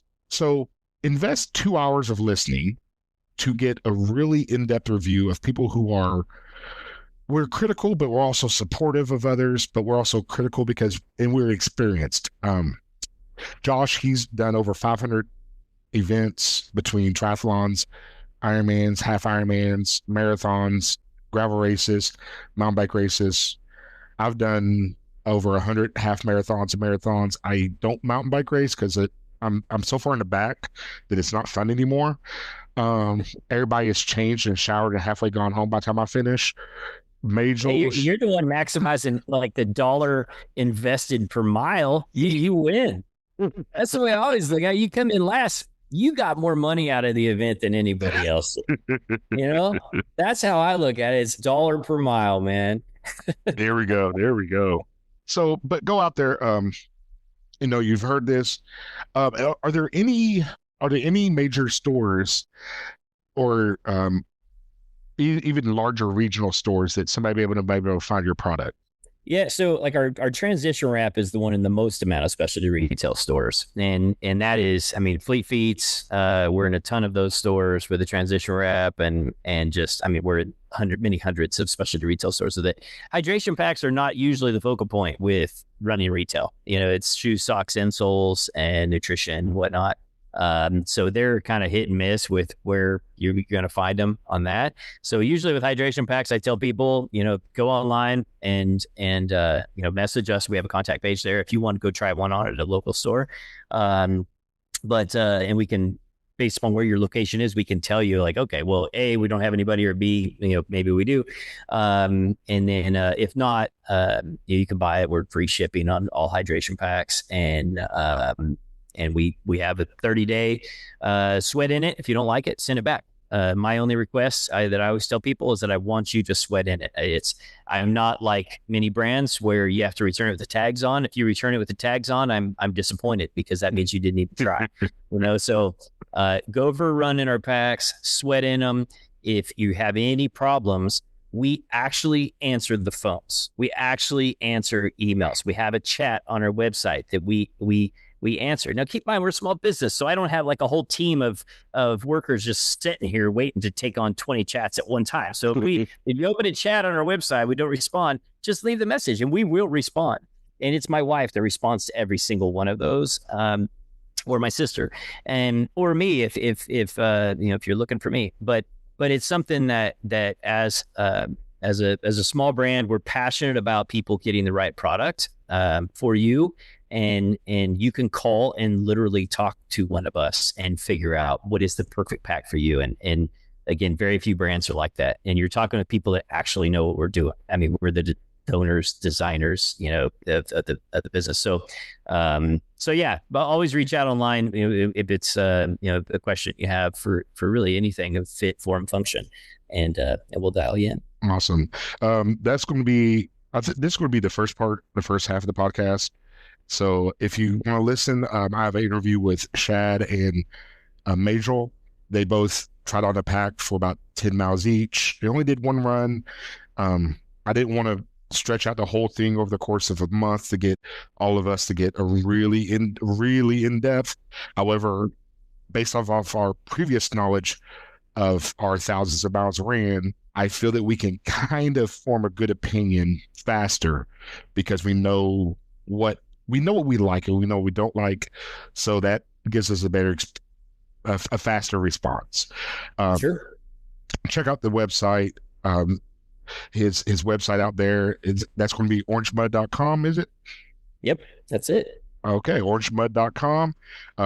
RDs out there, race directors, or even business owners. If you got like a golf scramble going on, maybe if you have some other event, going on, golf scramble, a disc golf event. Because I mean, I know a lot of people give away like disc at disc golf events, and then if you do enough of those, you have like enough discs, you don't even care about them anymore. So like, people want hats, people want shirts, people want good hats and good because nothing's more worthless than a bad product. Bad merch. Yeah. That's going to end up in the trash. That's going to end up at the Goodwill, and then yeah. So, but please remember to like, subscribe, share with a friend, share with an enemy, share with your running partner, share with your mama, share with your mother, brother, cousin on the third side that still owes you $30 from 5 years ago. Share it with somebody you don't even know. Share it with a random stranger. Share it with everybody you can. Just share it out there. Check out the website. Check out my stuff. I really don't have a whole lot on the socials. That's not my big deal right now, but I try that. But anyway, go out there, continue listening to the rest of this podcast episode and my other episodes. But if you want to end here and you don't want to hear the in-depth product reviews or whatever level of product reviews, I just want to remind everybody to go out there and have a great day, run the race you are in, and remember that Ford is a pace. Thank you. There you go. Okay, so for now, we're going to have a friend of mine, Shad, on. Shad is an ultra runner that him and I have ran together locally. He lives nearby where I live. We've ran many trail runs. Well, we haven't ran trail runs, but we ran a little bit of asphalt. And one time, he accidentally almost had me PR for a local half marathon. We were running. We were at mile three, 2.5, 3, and he was running alongside me. And I looked down at my watch because we had a great conversation, just chatting it up. And I looked at my watch, and my goal that day was like 9:15 or 9:30s splits per mile, which at the time was achievable for me. And he had me running around 8:15, 8:20. At about mile 3, I looked down at my watch. I was like, "Oh, I better slow down because this was not going to go good." But Shad is very accomplished. He's ran. You're in the neighborhood of over 30 ultra marathons. Yeah, yeah, well over 30.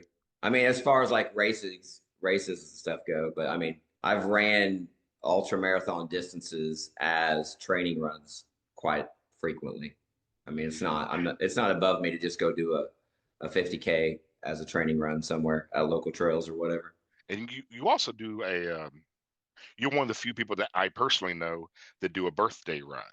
Yeah, I haven't done it in a few years, but yeah, I normally will run my age in miles on my birthday, and it's in August, which is pretty horrible in Indiana to do that in because it's hot as sin then. So, but yeah, Okay. yeah, I've done quite a few of them. All right. So you were able to take out the vest that from Orange Mud that we're reviewing now. What was your opinions on that vest? My initial thought when you first handed it to me, I kind of had some preconceived notions of it, and some of those weren't correct. Actually, when I first looked at it, I was like, "Oh, this is geared towards like the CrossFit tactical guy," because to me, that's what it looked like. Being an ultra runner, specifically a trail ultra runner, I'm specifically looking for certain things in the gear that I use, but that's because those things fit me, not for everyone else. You and I are two completely different frame sizes, and you put it on and it looked very small on you. I put it on and it felt bulky. But there's a lot of adjustment straps on it, which really, really helped. Another initial thing that when I first picked it up, it felt kind of heavy. Not that the vest was heavy, it's just what I'm used to running in is very light. So it wasn't as bad as what I first thought. So I brought it home. I got everything adjusted to fit me the best I could until I started running. Because once you start running, things, you figure out you got to pull this strap a little bit more, or loosen this up, or whatever. So I took it on a 10-mile trail run with about 1,000 feet of gain during that trail run. And the only thing I put in it was I front loaded it with two 20-ounce bottles, soft flask bottles. The bottle pockets were probably the biggest thing that I didn't like about them. They weren't very deep.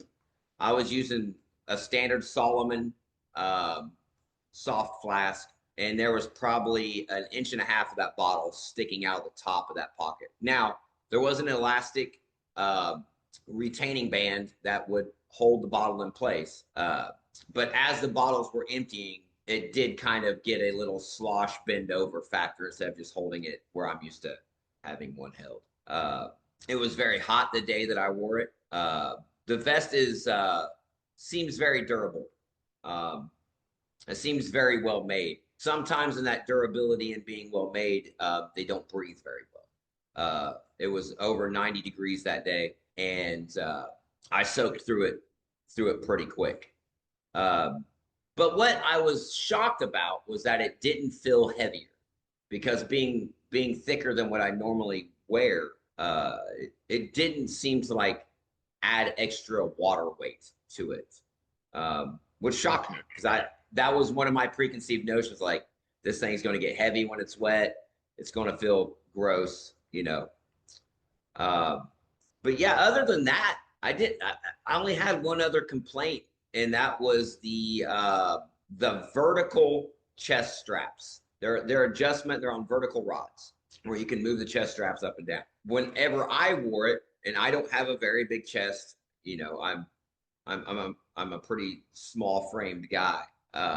Those chest straps would not stay in place. They kept wanting to move up and down, mostly up, which in turn made the vest not really want to stay positioned properly, where I'd have to stop and readjust it. But yeah, other than that, I didn't have any problems with anything else on it. I was pleasantly surprised. It's not a vest that I would choose to take out on a 50 or 100-mile race, but that's just me. I think that vest is high. It's got a lot of storage in it. Man, does it have a lot of storage. Bladder capabilities. I don't run with a bladder personally, but the bladder capabilities in the back, I believe there were 3 big pouches. I should have had the vest with me. It's in my truck currently, getting ready to hand it off to the next person to try.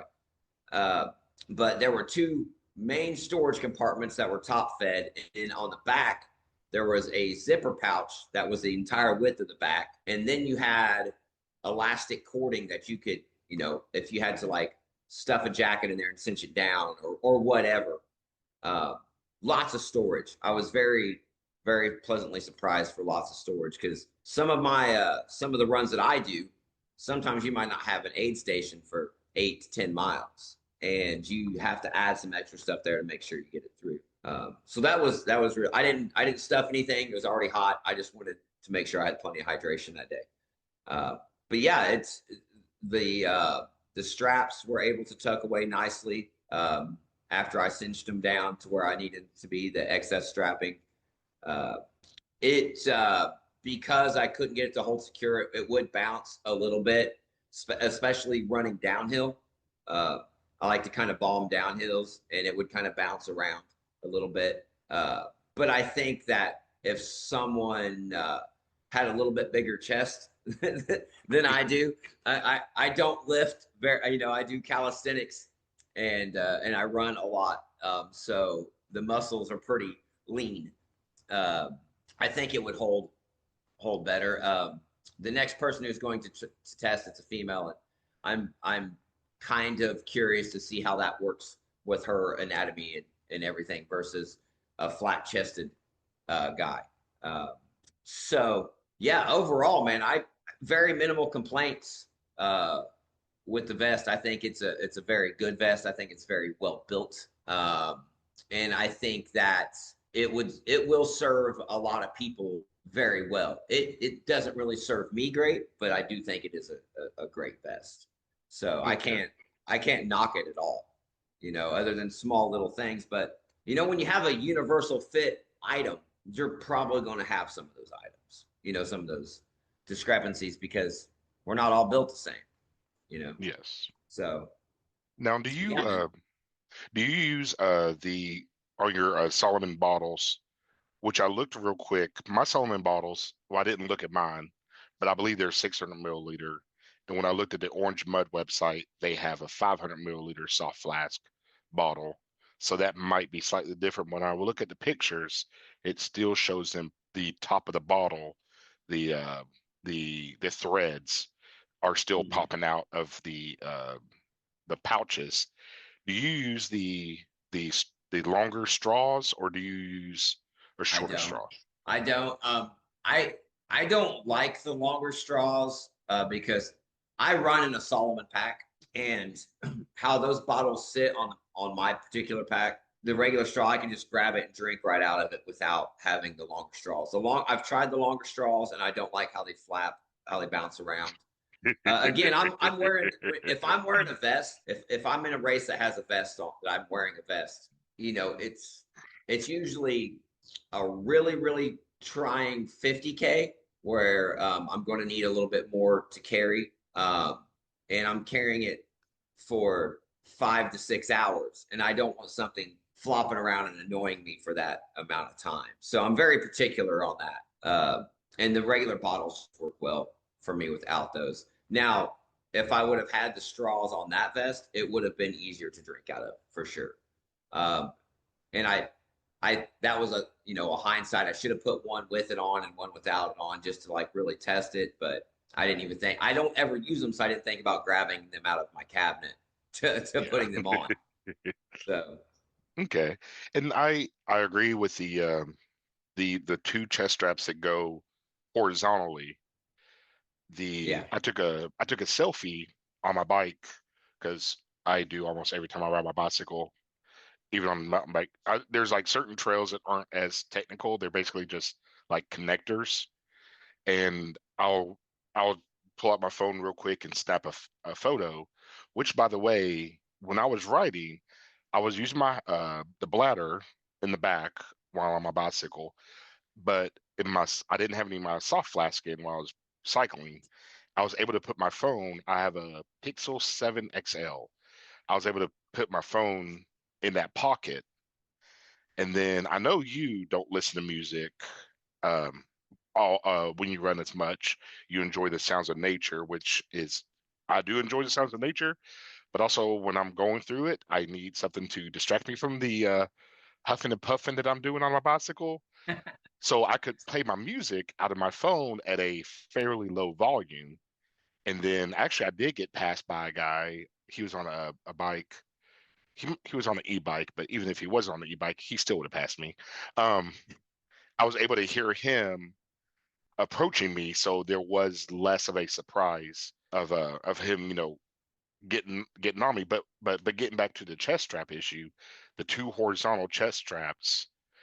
When I took my selfie, I looked back at it and I noticed that the bottom strap had worked its way all the way up to the top strap.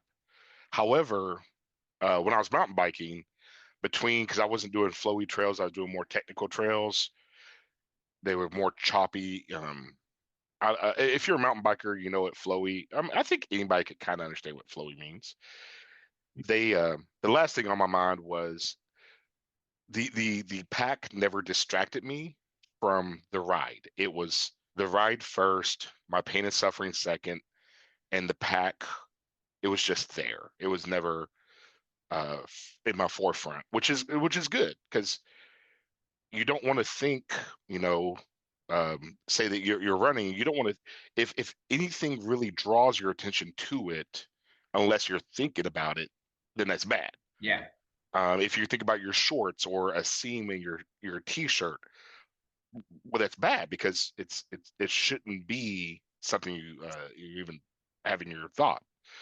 But yeah, like you said, I ran one run with that pack with the bladder, and that was a mistake because it kept pulling up on my chest and almost choking me. Well, not really choking me.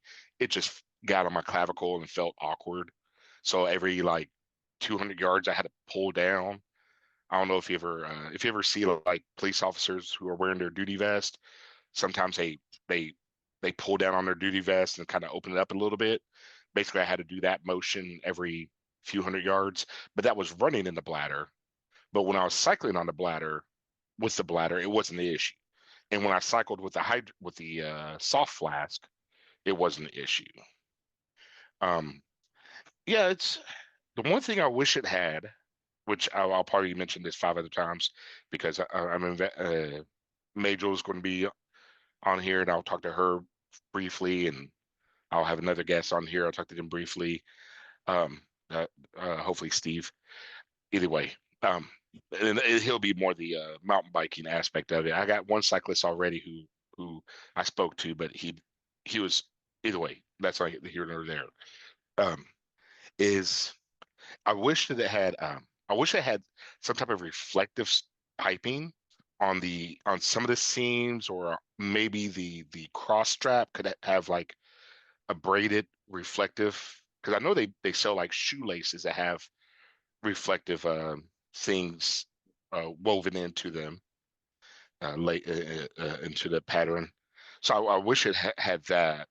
Yeah, I never even thought about that aspect of it. I didn't even look at it for reflective stuff because I'm so used to just the things that I purchase have it on there that I don't even look for it. You know what I mean?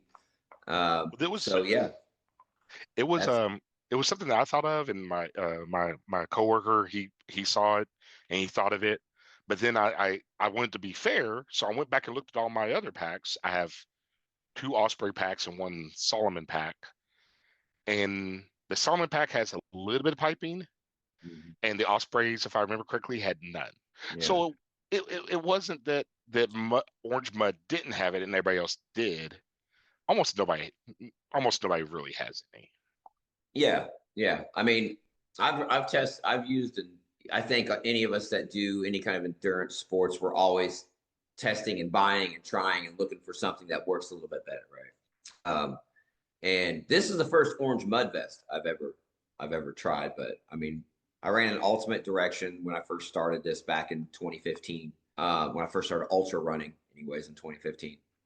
Um, and I've used Ultra Spire, I've used Nathan's, I've had a few Solomons, and I've tried that. And the only ones I can really remember having that I can just remember having reflective stuff was the Ultimate Direction and the Solomon.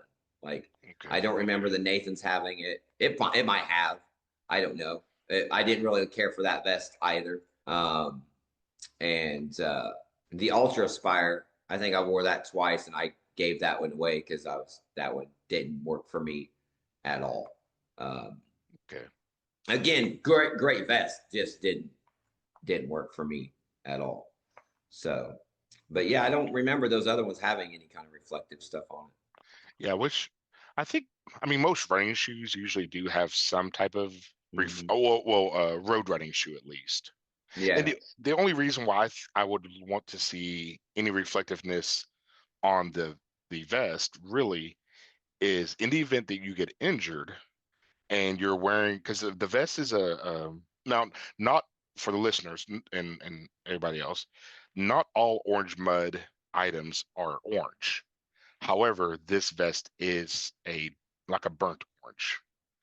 Um, I would hate to get injured in the fall while wearing a darker shirt, and most shorts are darker shorts, and I fall off the trail, 20, 30, 40 feet. Say I did an afternoon run or I did an all day run. So now it's like 5:30, 6 o'clock in October, and somebody's going looking for me. The SNR is looking for search and rescue SNR are looking for me. And I would just like to have that reflectiveness to aid in it does have that whistle on the top one. So if you're somewhat conscious, you can blow the bear whistle or whatever that whistle is referred to as. But I would like but then again, that's really nitpicking, and it's something that most other companies don't have. Yeah. Yeah. So, but for one vest for two sports, because and also like you said, it could help with the Tough Mudder type events. I think because they have Yeah. some I mean, long ones, don't they? I think that, I mean, there's a lot of people who enjoy hiking, right? Like they're not running. So, man, I tell you what, that would be a great hiking vest. Uh, you're not bouncing nearly as much. You can load it down. You know what I mean? Like it's not I know you said it stayed pretty stable when you were mountain biking.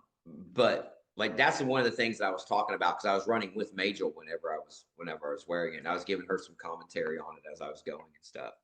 And that was one of the things I said was like, this thing would be great for like, somebody who's trying to do fast packs or something like that. You want to go for a pretty good distance and you want to carry your stuff on. You don't want to wear a full pack, but you got plenty of room for hydration. You got plenty of room to pack some stuff. And I mean, you could easily do, an 8 to 10 hour thing with that pack on and it be comfortable. So, like I said, much like my little nitpick stuff is just because, I've been ultra running for 11 years now and I kind of just know it works for me. That doesn't Yes. mean it works for everybody because there's a lot of the things that I do that work for me that a lot of people won't. I mean, I've ran 100 milers just carrying a handheld. There's a lot of people who won't do that. But sometimes I just want to be simple with things. I'm like, if I know the distance in the aid stations, okay, I know this will last me. I know the weather's going to be okay. It's like, I know I'm going to be able to see my crew where I can restock my pouches. Or I mean, and there are times when I'll wear a spy belt or a flip belt or something like that just to throw some extra stuff in just in case. But uh, sometimes I go really minimalistic, and then sometimes I want a pack where I know I'm going to need some stuff. Um, but I think we're all very nitpicky, right? That doesn't mean the product is bad. It doesn't mean it doesn't work right or anything or as intended. We're just kind of choosy. And I think that's a good thing. I mean, especially with the options that we have out there. So, Yeah, I don't think, I mean, I think I have 4 or 6 headlamps, yeah. um, and none of them are truly make me happy. Yeah, I've found that as I age, I'm just a couple weeks away from 51, and my vision, is not as great in the dark as it once was. And where I used to just, I would run all night on a 300 lumen headlamp and not even think about it, just changing batteries and stuff. And now, now I'm running, when I'm running any event that's at night, I'm a big fan of Black Diamond, not to like plug any products or anything, but like running a Black Diamond 400 lumen headlamp, but I'm also wearing an Ultra Spire waist light that is at like 1,000 lumens on full power. And I carry 3 replacement batteries for it, so that way I can always just run it on full power. And it's just how things change, right? But I don't fall nearly as much. So it's I found that I would rather it be daylight out there. Uh, Yes. I think the tripping and falling, it's almost mandatory for trail running. It's you have that, to. and it's I, I always say, because I ride clipped in on my bicycle, I ride clipped in, and I say that you're going to crash, but you're not going to crash doing something. You're going to crash when you come to a stop because you're Can't get used your to, foot off. yeah. And sure enough, and I remember one time I crashed, I bit it pretty hard, but it wasn't, I was coming to a stop or something happened, and I came in and somebody asked me, they was like, Miguel, you okay? Like, no. There's like, what hurts? I was like, my pride. Like if you're trail running, you're going to fall, you're going to trip. But yes, get the lights out there, and I know when I've ran some of my longer races, like when I ran Huntsville, Alabama, Rocket City Marathon, that's in December, and I did the early option because I'm slow. And you have to start with a headlamp because you start an hour and a half before daybreak. Mhm. So I ran the first hour and a half with a headlamp on, and it's one of my lighter weight headlamps that I'm satisfied with. However, it got to, the sun was up for a decent amount of time. So I went ahead and I took it off and I was able to throw that in my pack. So I didn't really, for the marathon itself, I didn't need the I didn't need the pack because I was out for X amount of hours. I needed the pack because it's 15 degrees at the start and it was a high of 25, but the sun was going to come out because I started out before the sun break. And then also I had a headlamp issue. So I had all this gear that I didn't want to just tuck away somewhere. And, having that pack helped Yeah, because you could carry it with you. for sure. For sure. Yeah. So, Yeah, well, I've done the same thing where I've had early start, like especially in 50K distances. Sometimes they'll start an hour before daybreak, and I might not need a pack, but I also don't want to wear this headlamp for 6 hours. You know what I mean? So if I don't have to, so like I'll throw a pack on, just like all right, well I'm just carrying this today, and I'll just toss it in there when I get it.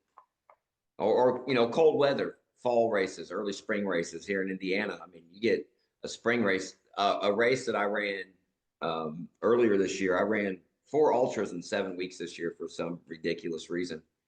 And the first one of the year is called the OPSF 50/50, and it's a very muddy course. The 50K distance has around 4,500 feet of climbing. And normally, I've ran. This is the third time I've ran this race. Normally, it's pretty cool out. One year we got a whole bunch of snow during it. It's in March in Indiana. This year was 80 degrees. So like as I'm going, it reached 80 degrees. I started in a long sleeve and like was, you know, tossing that and had a t-shirt on underneath it. Was able to put that in my pack. My hat, it's the first time I hit 80 degrees all year, so I wasn't acclimated to it.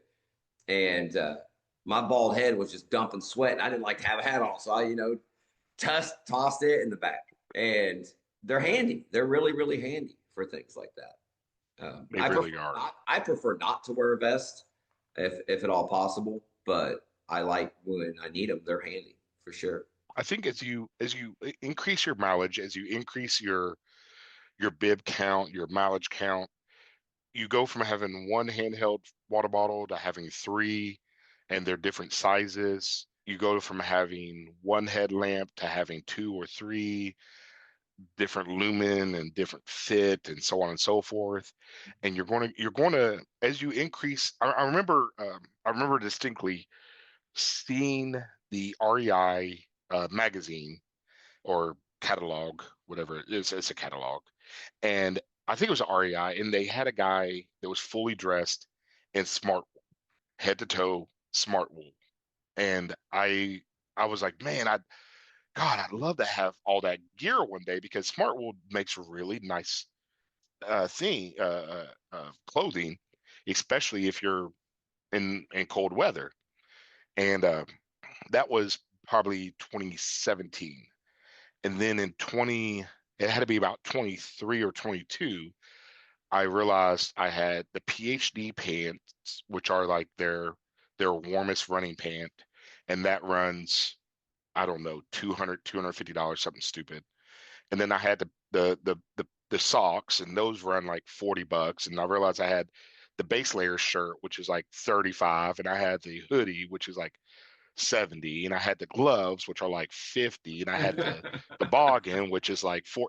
But a lot of times I bought it on REI yard sale, which is when people return things or whatever. I bought them on clearance. I had bonus bucks. I had this, that, the third. But over the course of 7 years, I went from having really bad equipment to run in the cold weather to having the stuff that I think is some of the best equipment out there.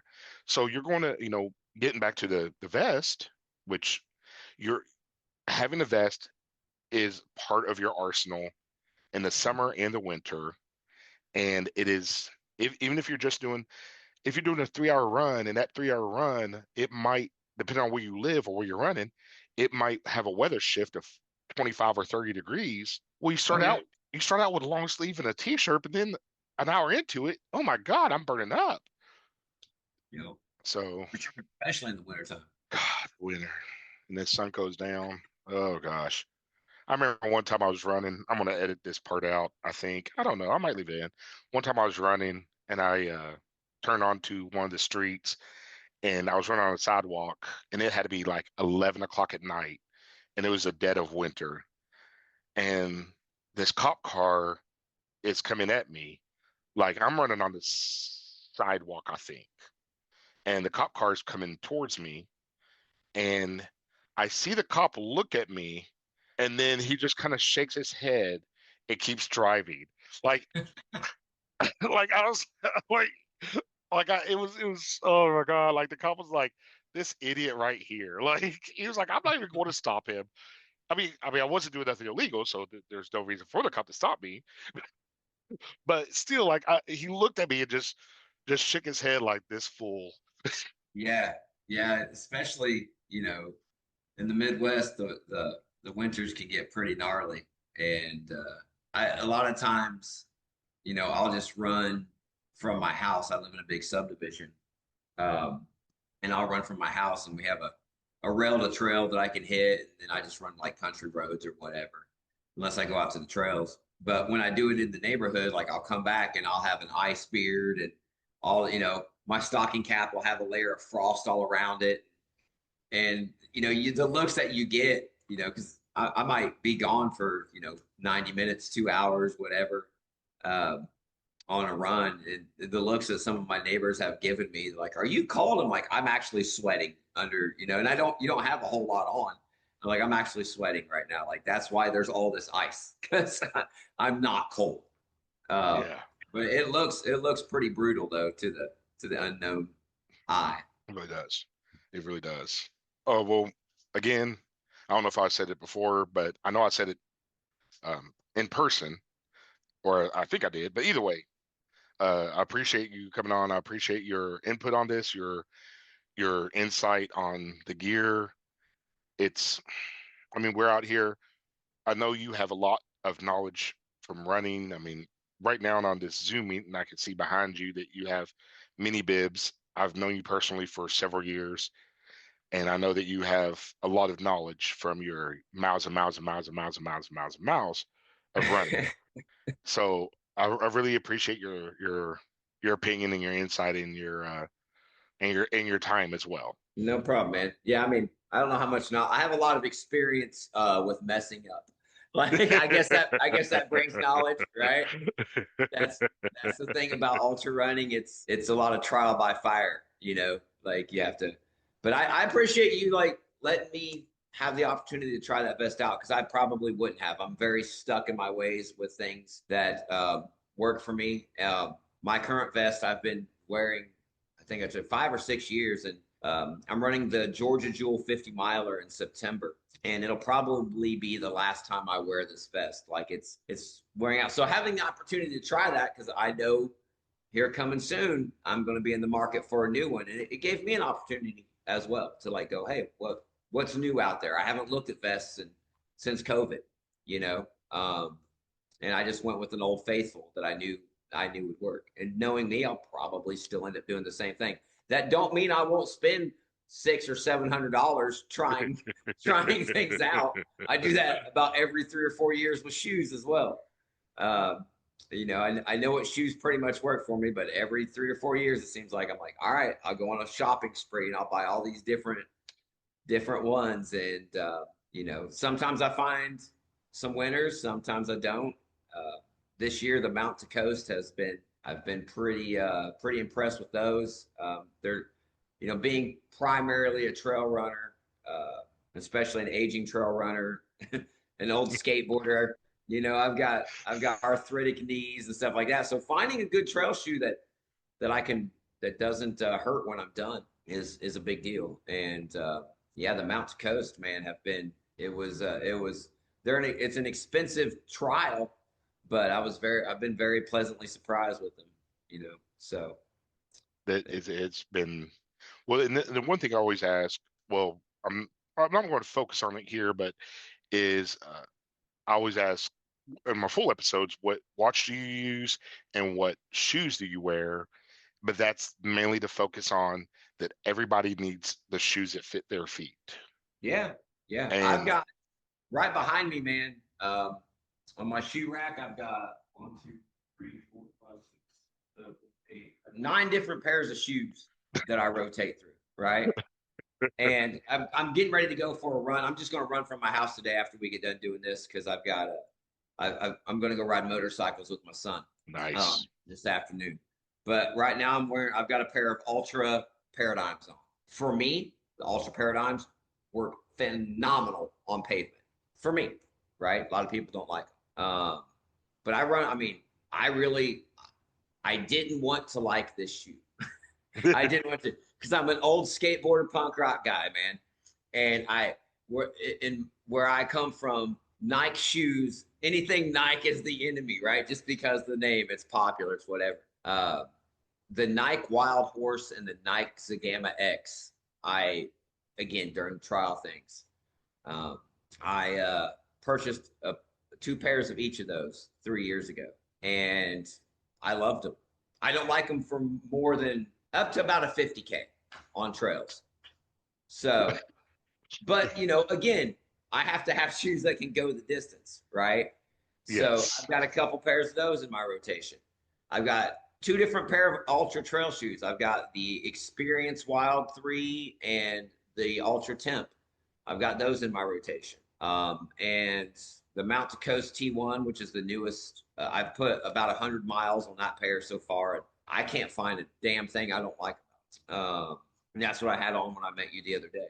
And my ever faithful Hoka Speedgo. Like they're a little bit heavier shoe, but I mean, I've ran the 100-mile distance in that shoe without changing shoes, just one pair of socks, one pair of shoes, 100 miles, no blisters, no any, you know what I mean? Yeah. Now, that comes with good socks. It comes with, I lubricate my feet old school style with petroleum jelly. I'm using oil-based lubricants on my skin. Probably not the healthiest thing, but when your feet sweat or get wet or whatever, it protects your skin and it Okay. doesn't wash away. So that's just one of those things that works for me. And there will always be a pair of Hoka Speed Goats in my rotation because they just work. They work well for me. Okay. So yeah, that's the current rotation right now. Like I said, it gets pricey, but this is when you're running as much as I like to run, you go through a lot of shoes, but it's important. It's one of the most important parts of all of this for me. Yeah. Okay. Well, I'm going to wrap things up here, and then we're going to transition to the next interview, which is I'm not sure which way things are going to go right now because we're recording separately. And for people who listen to my podcast, I'm sorry that I'm not professional about all this. I'm about as shiny as a limestone rock. Like this is not polished and professional, but I do what I can. Um, so next up is going to be either Steve, hopefully talk about mountain biking with the vest, or it's going to be Majel, and she's going to be speaking about the vest. Otherwise, it's going to be kind of weird that he's talking about Majel coming onto the show, but the Majel had already been on it. That'd be the order of this thing is not set out in stone just yet. Heck, I've already recorded. I recorded 3 weeks ago the season finale for this season. Yeah.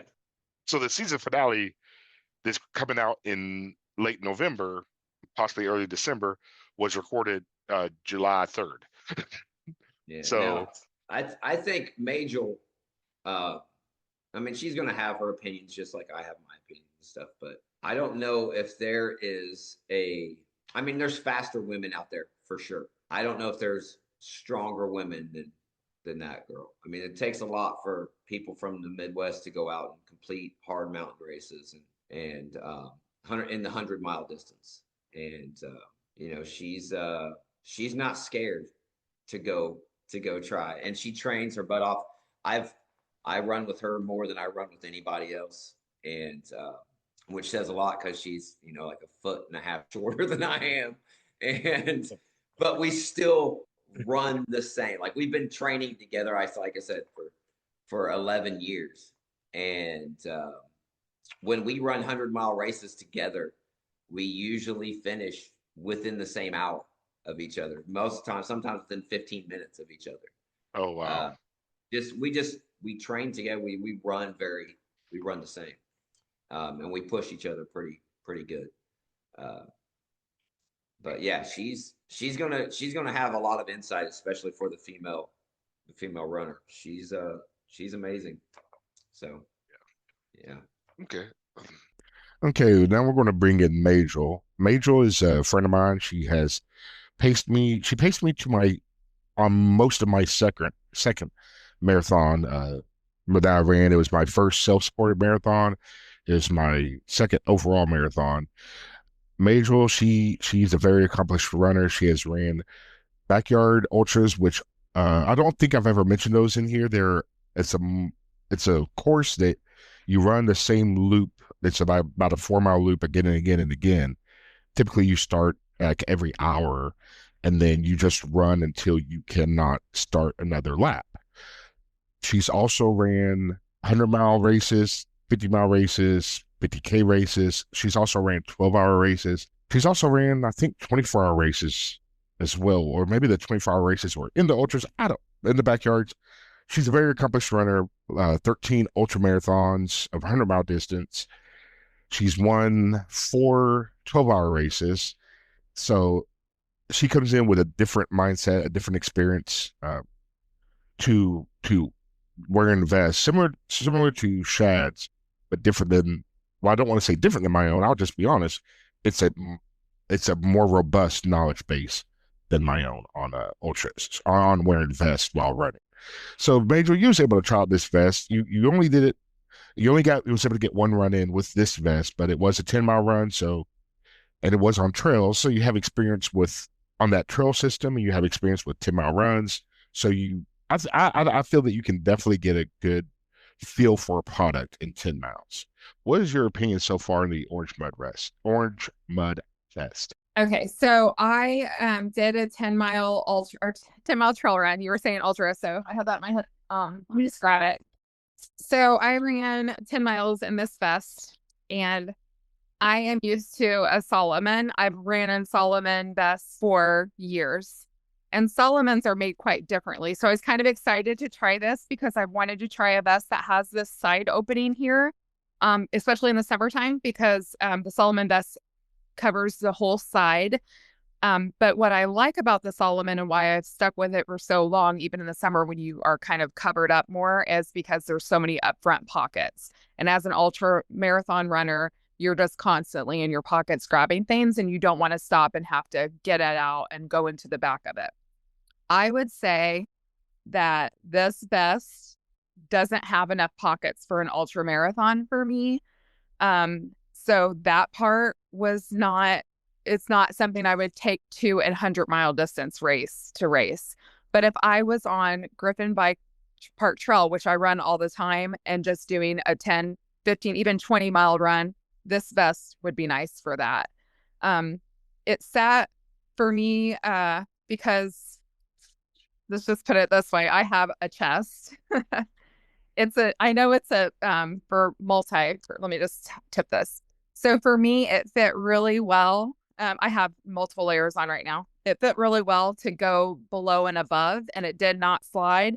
But what I liked about it is it does, if you want to slide, if you're having some swelling, or if you just want to adjust, it slides so easily. And so that I really liked a lot.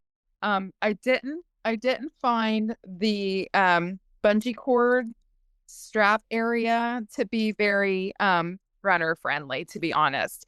So what you have here is you have this clip, and it clips into here. And then how you adjust it is there's this like bungee cord that you have to slide back and forth. And unless you're already locked into a place where you want to be, it's not very easy to do that and adjust on the fly. So that part, I think, was kind of a little strange to me. But I will say, in doing that, I found the whistle. There's a whistle right on top. And as a female, that's a very important part of your running vest.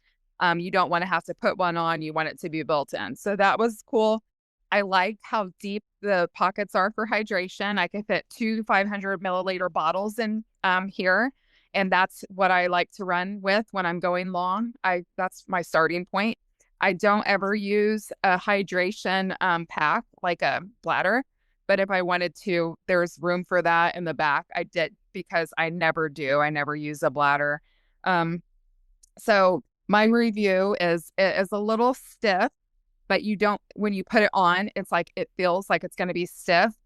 But for me and the way I'm built, that was good for going up and down pretty quick inclines. You know, you go out to Griffin Bike Park and you know that those hills are fast and there's a quick down. And this stayed in right where it was supposed to stay. I barely felt it.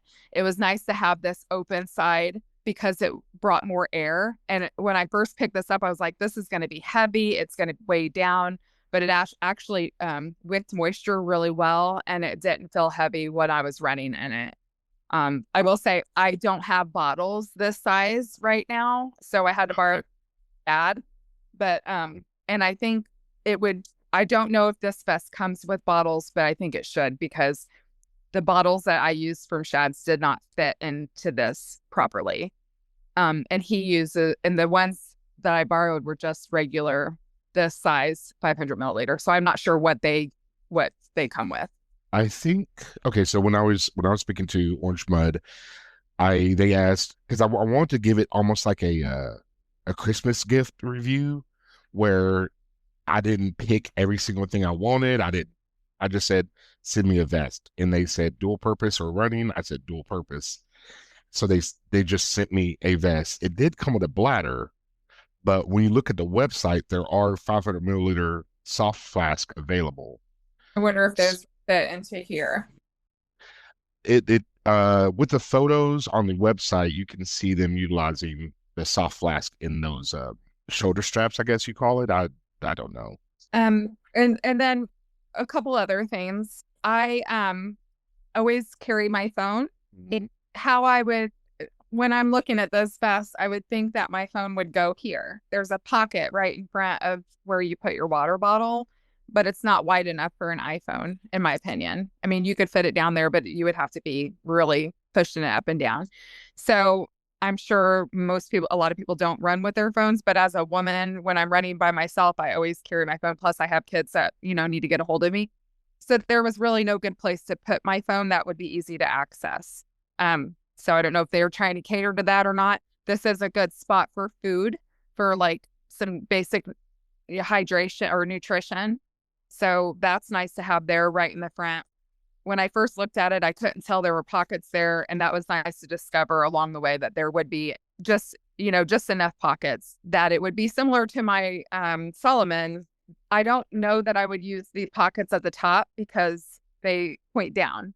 So this might be a multi-purpose vest for something I don't know about that would fit up here that you might want to fit up there. And that's what I got from it as well, because to me it seemed a little different that it had the upside down pocket, but at the same time it as Shad had mentioned or will be mentioning, everybody in listener land, this is not being recorded in the same order that it's being published.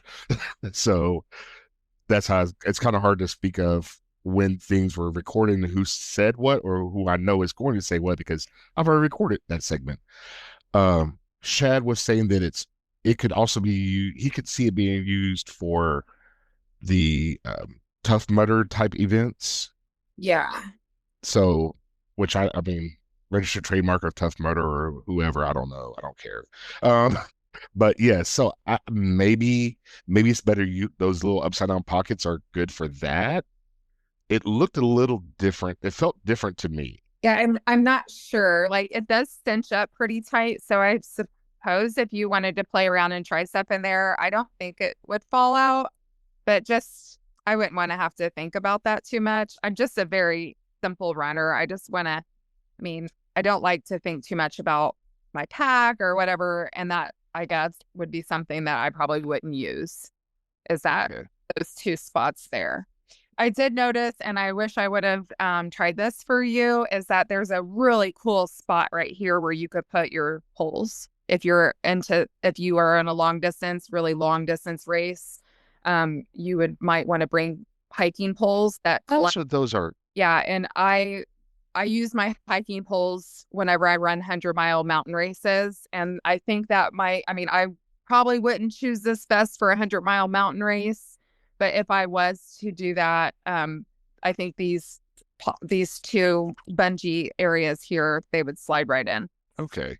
But I also would have to see how that felt on my shoulder. So, but I did notice that. I've only ran with my poles. I've hiked with my poles a few times, and I ran. Well, I say ran, but it's more like a hike. I went down the Grand Canyon back in 24. I did a rim to river, and I stuck my poles in there. Like I just had a backpack on that's because I had to carry so much clothes because at the rim it was like 25 or 30. It was like 35 degrees at the rim, but at the river it was like 70. Yeah.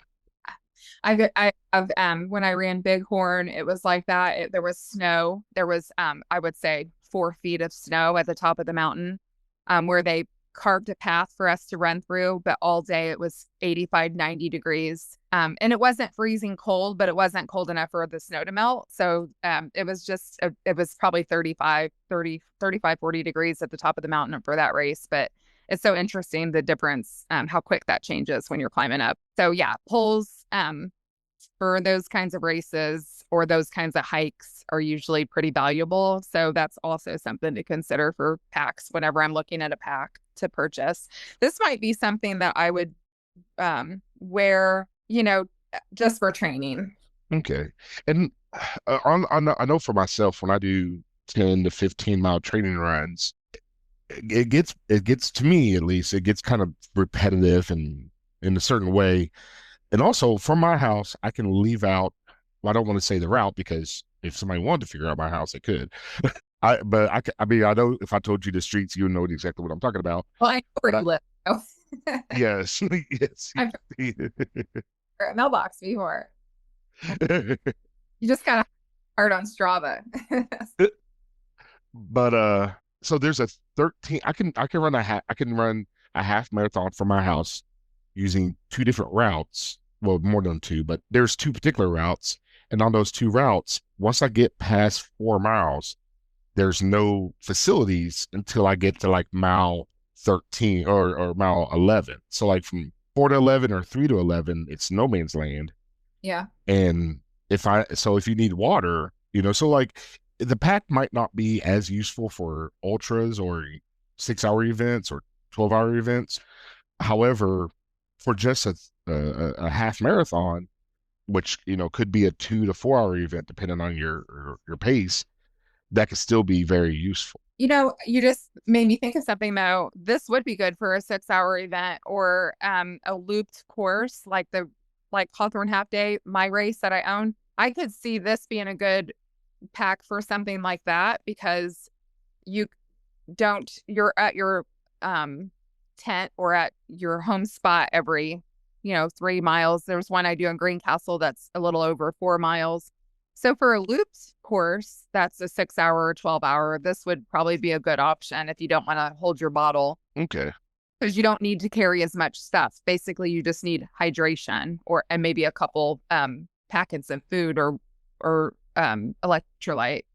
So this would be good for that. Like, the Hawthorne Half Day race or the one in Greencastle, the Vulture Vista, those kinds of looped courses. I remember one year I ran with Chris and Mary. Well, I was trying to catch them actually. They left out either way. We were over at Hawthorne Park, and I was running I think it's like a 1.5 mile loop that you can run in there. So I was at my car every mile and a half. So it's kind of the same. I mean, it wasn't a race. It was just a 15-mile run that I did. I think it was a 15-mile day. I might have did 14. But yeah, I was back in my car every mile and a half. So if I did need to restock, which I did need to restock, it's all right there. But yeah, like I don't like carrying a water bottle when I run. I'm so like conditioned now to have a pack that I rarely run without my pack anymore. Even at something like that where I'm back at my water every 3 miles, I just run with a pack. I like to carry my phone and my water in my pack. So this would be great for those kinds of things. Okay. Well, I told Shad, I was like, this would be a good pack. So what's really kind of trending in the ultra world right now, well, it has been for a while, is to have a place to put ice and to carry ice. Like you're seeing those ice bandanas everywhere. Before that, you saw like at Western states, people would be wearing those the hats, what are they called? The hats that are all the way around. Oh my gosh. like a wide brim hat. Bucket hat, and they would put ice in the bucket hat. Well, then they started making them to where they would hold ice, and now they make ice bandanas where you can shove ice in a bandana and put it around your shoulder. And so one of the things I told Shadow was like, this has like a perfect pocket for ice because there's a place for your bladder, and then there's another pocket behind it. So if you were in it, and it has a zipper too to access another pocket, so you could really like shove some ice down and with the ice. But yeah, so that was another feature I wanted to tell you about. There is on the back part, actually overall the whole vest, there's a lot of pockets at sea, front and back. Yeah, it fits a lot. It doesn't fit it in the front where I would need more things. And like I said, these pockets right here aren't big enough for a phone. I'm on my phone, or I'd show you. What phone do you because I used a Pixel. And two, I have an iPhone like 12 maybe. Okay. I mean, maybe it would fit down in there. Actually, now that I'm looking at it, I was able to fit my phone where the soft flask pocket was, but I was mountain biking, so I did not use the soft flask. Put mine too is I put it in, like when I'm running in my vest, I'll have water on one side and my phone on the other. But if you were to fill both of these, there's these pockets up front that I guess you could put them in if your phone fits. But everyone has different size phones, so I guess it depends on what size your phone is. Okay. So, well, I appreciate your input on this, your views on this. I think that overall I'm satisfied with the vest. Do I have issues with the vest? Yes. However, with the one that I bought with my own good money, I also have issues with that vest. So it's not like any vest is going to be perfect. In my opinion, it's choosing what doesn't work for you. It's choosing what works for you, and yeah. Yeah, and that changes. And actually, me and Chad we were talking. We did a 20-miler earlier today, and both of our vests, like I need one now. So I'm excited to hear about your review and if you're reviewing any others, because I'm kind of in the market for a new vest. And, price point always matters too, because we can spend a lot of money when we're doing these kinds of racing. Oh, Lordy. Yeah. But also another thing is, it's so light. When you first pick it up, it feels stiff, and you're like, this is gonna like not be my jam, because my Solomon is like different kind of material, and it sort of just kind of is like nylon almost, and it's moisture wicking. But I barely felt this on. Like, it was so light. I forgot that I was reviewing it for a while. I was like, kept having to check back in with it. So that part was, that's a positive. I think anytime that you notice, if you noticed something while running, if you notice the vest, if the vest is in the forefront of your thought instead of running or the heels, that's a bad. Yeah. So the fact that you wasn't thinking about it, yeah, it was just a part of it. Now, okay. So when you talk about fit and the whole fit on your body type or on your body, it's important to note. Okay, so I'm coming in. I'm a 2XL person right now, right? And Shad, I believe he's a medium to small t-shirt male, and I think you're probably that. You know what? I'm not going to say what size shirt I think you wear, because I know better than that. Now sometimes I wear I wear a small if I'm getting a race shirt, and sometimes medium. But yeah, I think it probably fit. Like when Shad had it on, I only had to tighten it a little bit. So I feel like we're pretty close, like in the chest area, which was kind of surprising. But yeah. Did you Okay. find it to be like when did you adjust it out like pretty It far? was it was adjusted out pretty. How did you feel about the bungee cord thing and adjusting it with that? I had it adjusted out pretty far on mine, especially with the part that goes underneath your arms. Yeah. Um, yeah, right there, along the sides between the chest and the back. Yeah, those straps that I had those adjusted out, and it had a little bit of fric. I don't want to say friction, but I kept hitting one seam sometime.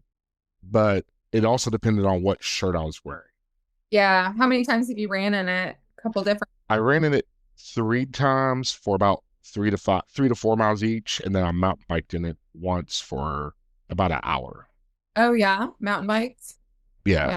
So I actually it was Griffin Bike Park, Mhm. and that's why I saw Shad a week or two before this recording, and it turned out he was on vacation. And I'd asked him, I said, he goes, "Well, I'm on vacation all next week, so just meet up with me. Hit me up, and we'll figure it out." And I pulled into the bike park, and I'm getting out of my car and starting to get my bike ready, and the truck pulls in. And first, I didn't, stare at him. I just glanced over and waved. And then, as he got out the car, he was like, "Well, look at this." So Perfect. I rode in it, and then another gentleman, he has a YouTube channel that I will insert here later on in the edit. And he rode in it for about 10-15 minutes. And then I left it in Shad's truck so that he could wear it. And then somehow you and him ran together. So then he gave it to you.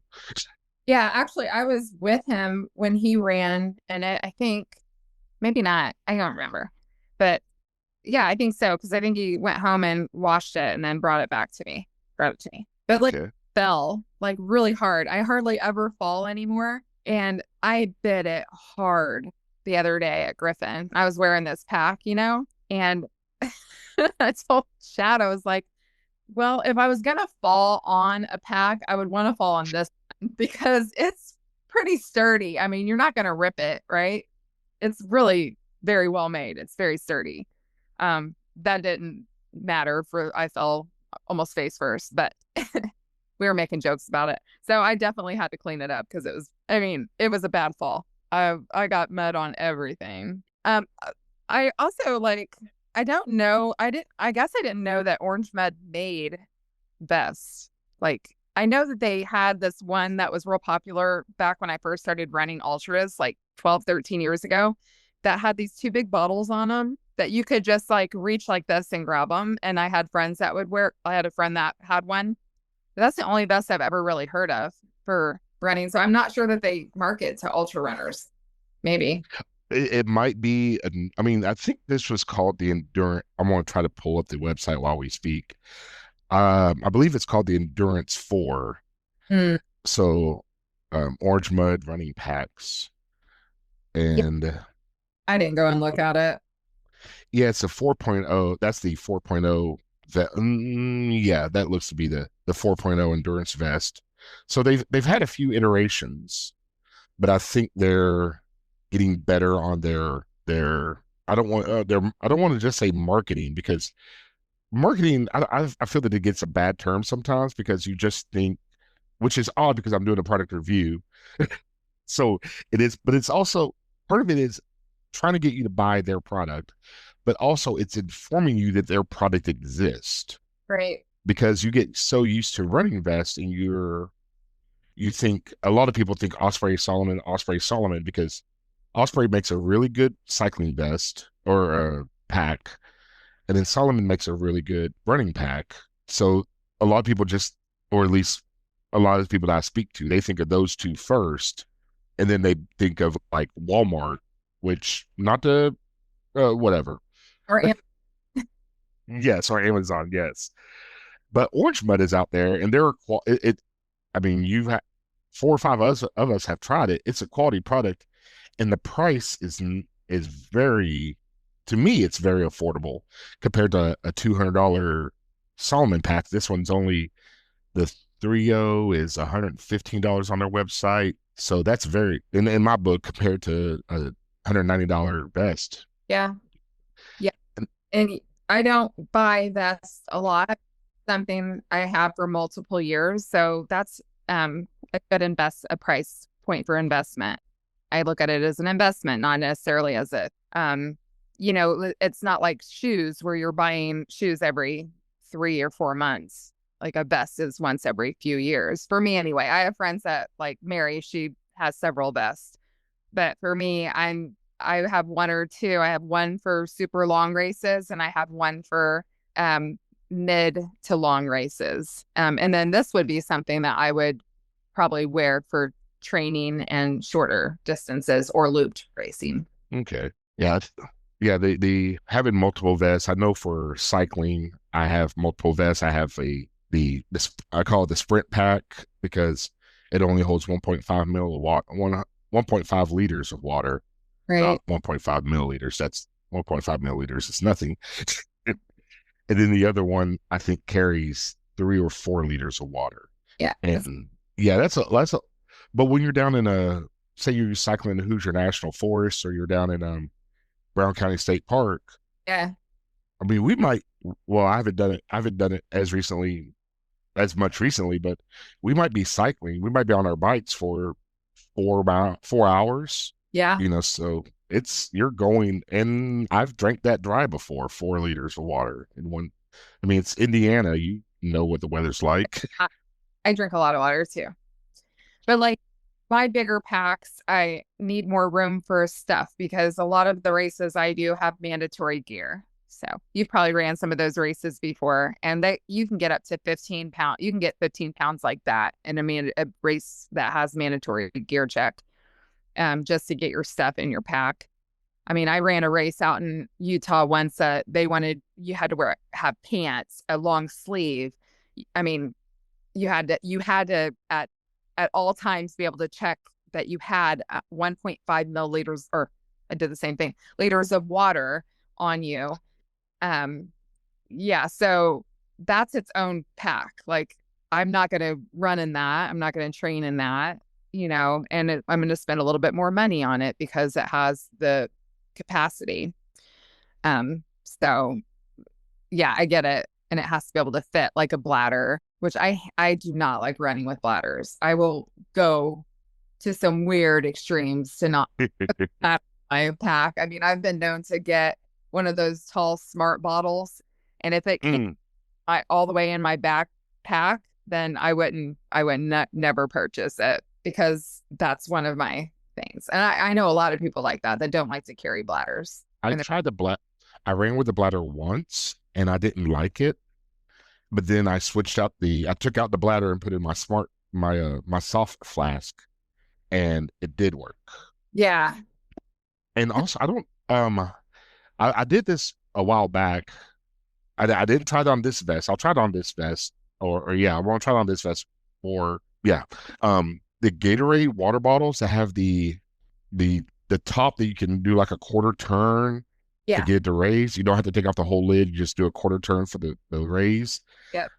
Those water bottles, they fit down into the. So if you're out running and for whatever reason you're out running in town and you don't want to buy water, or you don't want more water, but you also don't want fountain Gatorade because Speedway sells fountain Gatorade. I know that. Instead of 7-Eleven, but you can buy those. That way you can get the different flavors. I don't trust it. Do what? Oh, I'm sorry, you broke up. Great. I don't trust that it's going to have what I'm trying to buy. I'm not trying to buy sugar. I need my potassium. That's funny that you said that though, because when me and Mary go run races, we always look for water bottles that have the big round mouths. So we put our powder in it we take it we take it empty. And then when we are at aid stations, you just whip that water bottle out and you fill it with water, and it has a wide enough bottle or mouth to get the powder in it. And then it comes with and the lid that has like the flip top that you can squeeze. So those are like there's some market that they're missing a whole like genre of people that they could market to for ultra running with the water. I don't know how profitable that would be for a water company to do that, but That's funny that we both do that. You with Gatorade, with water, the water bottles. Ipsen, lots of those in ultra running and any sport, I guess. But yeah, thanks for trying the best. It was really neat to know that they make a vest like this, and I've always wanted to have a couple of things from Orange Med that they have. Orange Med also has this changing, like, so one's a seat protector for your car, and then I think you can take it off and actually put it around you and change underneath, like if you're on the go or whatever. And so I totally forgot about Orange Med until you asked me to try the vest. So I think it's yeah, I bought that. That was actually the first Orange Mud product I bought, and I bought that when I was early on, so probably like 10 years ago, 7 to 10 years ago. That way I could hook it on, change out my shorts, put on some regular shorts, and go have a burger with friends. Yep. Yeah. So, well, thank you for your review. Thank you for your input. It's very much appreciated here. The running community loves you. I know that you give back to the running community a lot, so this is just another avenue that you've been able to give back and inform others, hopefully a lot of others. So, okay, we're going to move on to the next segment, which I don't know what it is yet. Well, thanks, John, and you've been your podcast is cool, so it's neat to see finding in that space. So cool.